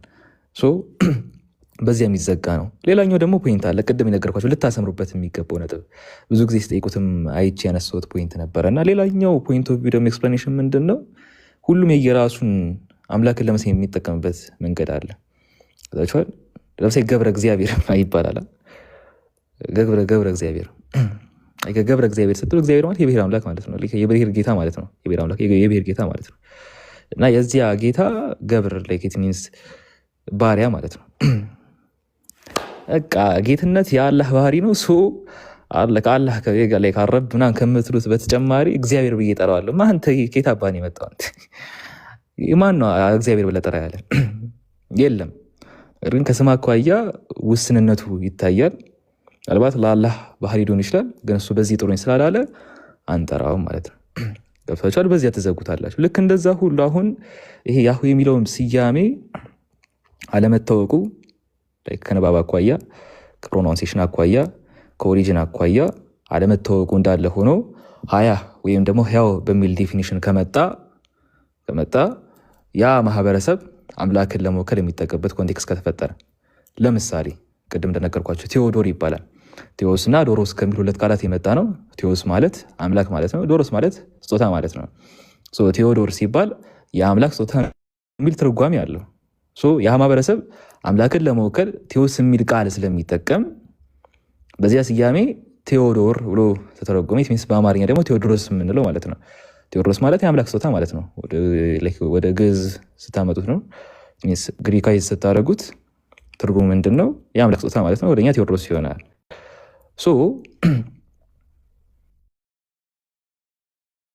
ማህበረሰቡ እንደ ማህበረሰብ አምላክን ለመወከል ቴዎስ የሚል ቃል ስለሚጠቀም የአምላክ ስጦታ ለማለት ቴዎዶር ስላለ ቴዎዶር ማለት እኮ አምላክ ማለት ነው። ስለዚህ አላህ ኢላህ ከሚለው ስያሜው ወይም ደግሞ ስሙ በዘለለ እኔ እንደውም ቴዎስ ብዬ ነው የምጠራው። ከየት አባን የመጣኸው ደግሞ አንተ ሰውዬ? እንደዛ የሚባል ፖይንት የለም። ወጣችኋል? ከባህሪ አኳያ አምላክነት የሱ ባህሪ ነው። ነገር ግን ቴዎስ የኔ ስም ነው አላለም። ስላላለ አንተ ስም ነው አንለውም ማለት ነው። ወጣችኋል? የምንወሰንበት ፖይንቶች እንደዚህ ናቸው። ለአላህ ባህሪ የሆኑ ነገሮች አሉ። ከስም አኳያ የኔ ስም ነው ያላቸው ነገሮች እንዳሉ ሆኖ ስሜ ነው ያላለውን ነገር ግን ስምህ ነው አንለውም፣ ባህሪው ቢሆን እንኳን ማለት ነው። ምክንያቱም ቅድም በሐዲስ ላይ እንደተገለጸው አላህ መልካም ተብሎ ተገልጿል። መልካሙ የሚል ስያሜ ወይ ደግሞ መልካም ነኝ በሚል ስያሜ ራሱን ስላልገለጸ አንተ እንደዚህ ነህ ብለን እንደማንሰይመው ሁሉ ከስም አኳያ ያሉ ኤክስፕላኔሽኖችን ሀያህ በሚለው የመጡት ሊሆን ይችላል። መሰል ሁሉን ቻይ በሚል ኤልሻዳይ በሚል መጥቷል። አላህ ሁሉን ቻይ አይደለም፣ ኦምኒፖተንስ አይደለም ነው። ግን ኤልሻዳይ ብለን እንሰጠዋለን፣ ለሱ ስም አንሰጠውም። በዚህ ጉዳይ ነው የምንዘጋው። አላህ ራሱ ስያሜ ብሎ ያበጀው ነገር አለ። እኛ ግን ለሱ ስም የምናወጣበት መንገድ የተዘጋ ነው የሚሆነው። እንደ አህለ ሱና ወል ጀማዓ ያለን ቴዎሎጂ ይህን ይመስላል። በዚህ ተዘጉታላችሁ። ሲምፕል ነው እኮ ነው። ብቻ ትልቁ ነገር ግን በሰማነው መጠቀማችን ነው። አላህ በሰማነው መጠቀም ያድርገን። ኡስታዝ አለ ድምፅ ላሰማ ብዬ ነው እና ጀዛከላህ ኸይረን ጀዛ ጀዛኩሙላህ ኸይረን ጀዛ አቡ ሙአዊያ ኡስታዝ አቡ ሙአዊያ ያንን ነው እያለን ያለ ነው። አሁን ምንድነው አይደንቲቲ ነው እነሱ እኛ የባይብሉ አምላክና የቁርአኑ አምላክ ይለያያል የሚል ትምህርት ስለሚያመጡ ነው እና እነሱም ፖለቲካ ነው የሰሩበት ልጁ ላይ ማለት ነውና ጥንቃቄ እያንዳንዱን ነገር ምንናገራችን ጥንቃቄ በተሞላበት ምን ለማለት ፈልጋችሁ ነው ምን ለማለት አልፈለጋችሁም የሚለውን ሁለቱን ነገር በደንብ ማስቀመጥ መቻል አለበት። እኔ ያህዌ የሚባለው አይደንቲቲ ወይም ደግሞ ኦንቶሎጂካሊም ሜታፊዚካሊም አላህ ከሚባለው የተለየ ነው ከተባለ ሁለት አምላክ ነው የሚሆነው። በፍጥረት ዓለም ውስጥ ሁለት አምላክ አለ ወደሚል ትምህርት ነው የሚያስገ ያ ነገር አደጋ አለው። ከቁርአንም ከሐዲስም በእነዚህ አይነት መልኩ አልመጣም። ራሱ የመጽሐፉ ባለቤቶች የፈጠራቸው አምላክ ሌላ ነው፣ ሙስሊሞችን የፈጠረው አምላክ ሌላ ነው አይነት ነገር እኛ ጋር የለም። እንደዚህ አይነት ነገር የለም። በተረፈ እኔ ያህዌ የሚለውን ለጸሎት አልጠቀምበትም፣ እግዚአብሔር የሚለውን ለጸሎት አልጠቀምበትም። ከኮምፓራቲቭ ሪሊጅን ባይብልን ጠቅሼ በራሴ በደዋ ሳደርግም ስጠቀምም አምላኪን ስጠቀም እንደዛ ብዬ አልጠቀምም። ያህዌ ሆይ ምናምን እያልኩኝ አንድ ቀንም ትዝ ብሎኝ አያውቅም። ራሱ እንደዛ አልተለመደም ራሱ ማለት ነው። እና አምላክ ማን ነው ብባል አላህ ነው ብዬ ነው ማስቀምጥም። እና የአብርሃም የይስሐቅ የያዕቆብ አምላክ ነው ወይ ከተባለ አዎ ነው። በቁርአን ውስጥ ኢድሪስ የሚባል ነብይ አለ። በባይብል ውስጥ ደግሞ ሄኖክ የሚባል ነብይ አለ። ቁርአን ላይ ሄኖክ ማለትና ኢድሪስ ማለት የስማቸው ትርጉም ይለያያል። አይታ ከሆነ ማለት ነው። ሄኖክ ማለት ሌላ ትርጉም ነው ምናምን፣ ግን ባይብል ላይ ያለው ሄኖክና ቁርአን ላይ ያለው ኢድሪስ በማንነት ስንት ናቸው? ትንሹ አንድ ናቸው። አልቲሜት ሪያሊቲ የምንለው ይሄንንም አይደለም አንደርስታንድ አላደረኩም። እሱን ነው እኮ የምልህ እኮ። ስለዚህ አሁን ምንድነው እንትን ነው እስቲ እኮ ቁርአን ላይ ሄኖክ የሚል የት አለ ብሎ አንድ ሰው ሊሞግተኝ ይችላል ራሱ። ግን ሄኖክ የተባለው እና ኢድሪስ የተባለው አይደንቲቲው አንድ ነው፣ ስሙ የተለያየ ነው። አላህ ሐኑክ በሚለው እንደውም ማን ነው ሐኑክ ነው ምናምን የሚባል ስም አለው በአረብኛ መሰለኝ፣ ባለሳሳት ኡስታዝ ሙአዊያ ያረመኛል። በዛ ስም አልጠራውም ቁርአን ላይ። ሐዲስ ላይ ግን አለ ራሱ አላህ ያለው ኢድሪስ ማለት አስተማሪ ነው። ደርስ ማለት ትምህርት እንደሆነ፣ ደረሳ ማለት ተማሪ ምናምን፣ መድረሳ ደግሞ ትምህርት ቤት እንደሚባለው አይነት ማለት የመጀመሪያ ትምህርት ፊደል ያስተማረ እሱ ነው ተብሎ ስለሚታሰብ ከዛ የተነሳ ኢድሪስ የሚባለውን ስም አግኝቷል። ያ ማለት ባይብል ላይ ስታነበው አይደንቲቲውን ታገኘዋለህ። ከዛ አይደንቲቲው ምናምንና ቁርአን ላይ ያለው ኢድሪስ እና ባይብል ላይ ያለው ሄኖክ አንድ ናቸው ወይ ብትለኝ አዎ ነው የምልህ እኔ። ከዛ እስቲ የታለ ሄኖክ የሚል ነገር የታለ ቁርአን ላይ? ሄኖክ ብዬ እኔ አልጠቀምም እኮ ራሱ አልተጠቀምኩም፣ ግን እንዲገባ እንድንግባባ ኮምፓራቲቭ ሪጅን ላይ እየሰራን ስላለን እንድንግባባ ከሚለው አንጻር ነው። እንደዛማ ከሆነ ሙፈሲሮችም እኮ ሱረቱ በቀራ ምዕራፍ 2 ቁጥር 146 ላይ ያለውን ነብያቸው የሚለውን ነገር ሳሙኤል ብለው አስቀምጠውታል። እንትን ላይ አንደኛ ሳሙኤል ላይ ሲያዩት ታሪኩ ስለተመሳሰለባቸው ሳሙኤል ብለው አስቀምጠውታል። ግን ከሐዲስ ላይም አልመጣም፣ ከቁርአንም ላይ አልመጣም፣ ስሙ አልተጠቀሰም ነብዩ። እና እንደ አይነት ነገሮች አሉ ለማለት ተፈልጎ ነው። ሰፋ ያለ ነገር ይፈልጋል፣ እንጠቀማለን ነው። ምንድነው ያንን አይደንቲቲ እንዴት እናጠልሸው ነው። በቃ የሚያስተምረውም ሰው እንትን የሚለውም ሰው እንደዛ ነውና ለፖለቲካ የሚመጣ ሰው ሲመጣ እንደ ፖለቲካ እንዳመጣጡ ጊዜው የሚያቃጥል ከሆነ ያቃጥል ያ ሰው። እኛ የምንመጣው እዚህ ጊዜ ተርፎን አይደለም። ስንመጣ ሰው እንዲሰልም እንፈልጋለን። ስለ እስልምና ጥሩ ግንዛቤ እንዲኖራቸው እንፈልጋለን። ኮምፓራቲቭ ሪሊጅን ለእውቀት ሼር ለመደራረግ ነው የምንመጣው። ጠልፎ ለመጣል ማንንም ጊዜውም የለንም፣ ጉልበቱም የለንም፣ አቅሙም የለንም። እንዲህ አይነት ነገሮች አለባሌ ነገር ውስጥ አንውልምና ከዛ አንጻር ነው ሀኒ ያለች ሀኒ ከዛ እንዴ ሁለተኛ ሚስት ነበረችው። እንደውም ይበዛሉ ምናምን። አረ እንደውም 4 ነው ያገባው ሲጀመር። ልጆቹ በዛ ይላሉ። አንድ ገብቷቸዋል። እንዲህ ሊያስቡ ይችላሉ። አሁን ከአይደንቲ አኳያ የነበራቸው ኤክስፕላኔሽን ይህንን ነው። አንዱ 3 ወልዷል ሊል ይችላል። አንዱ ቀይ ነው፣ አንዱ አጭር ነው፣ አንዱ ረጅም ነው ሊል ይችላል። አሁን ስለ ስንት አህመድ ነው እየተወራ ያለው ነው ትልቁ ነጥብ። ስለ ስንት አህመድ ነው እየተወራ ያለው? እስኪ ኮመንት ላይ እንዲያስቀምጡልኝ። ስለ ስንት አህመድ ነው እየተወራ ያለው? ስለ ስንት አህመድ ነው የተወራው? ቶሎ በሩ። እነሱ መች ይገባቸዋል። ማሻላ ገባ እንዴ ይለዋል። አሁን ታያለህ። ስለ አንድ አህመድ አይደለም፣ ስለ አንድ አህመድ ግን ነገር ግን ከኤክስፕላኔሽን አኳያ ሁሉም የሚሰጠው ዲስክሪፕሽን ሊኖር ይችላል። አንዱ ስለ አህመድ የሚሰጠው ዲስክሪፕሽን አጭር ነው ሊሆን ይችላል። አንዱ ስለ አህመድ የሚሰጠው ዲስክሪፕሽን ደግሞ ረጅም ሊሆን ይችላል። አንዱ 3 አገባ ሊሆን ይችላል። አንዱ 1 አገባ ሊሆን ይችላል። አንዱ 5 ወለደ ሊሆን ይችላል። አንዱ 1 ወለደም ሊሆን ይችላል። ሁሉም የየራሱ ዲስክሪፕሽን ይኖረዋል። ነገር ግን ያ ዲስክሪፕሽን አህመድን 1 2 3 4 5 እያደረገ እንደማያበዛ ሁሉ what we call ultimate reality ልክ እንደዛ ሁሉ አምላክ የሚባል አካል አለ። ያ አምላክ እኛን አይሁዳውያንን ክርስቲያኖችን በጥቅሉ አንድ የሚያደርገን አልቲሜት ሪያሊቲ አለ። ግን ያን አልቲሜት ሪያሊቲ ስር የሚመጡ ዲስክሪፕሽኖች ግን ያለያዩናል። አምላካችን አላህም እያረመ የመጣው ይህንን ነው። በቃ አጭሩ ፖይንት ነው። በቃ አላህ ያረመው የተሳሳቱበትን ነው። አልቲሜት ሪያሊቲ ግን አለን።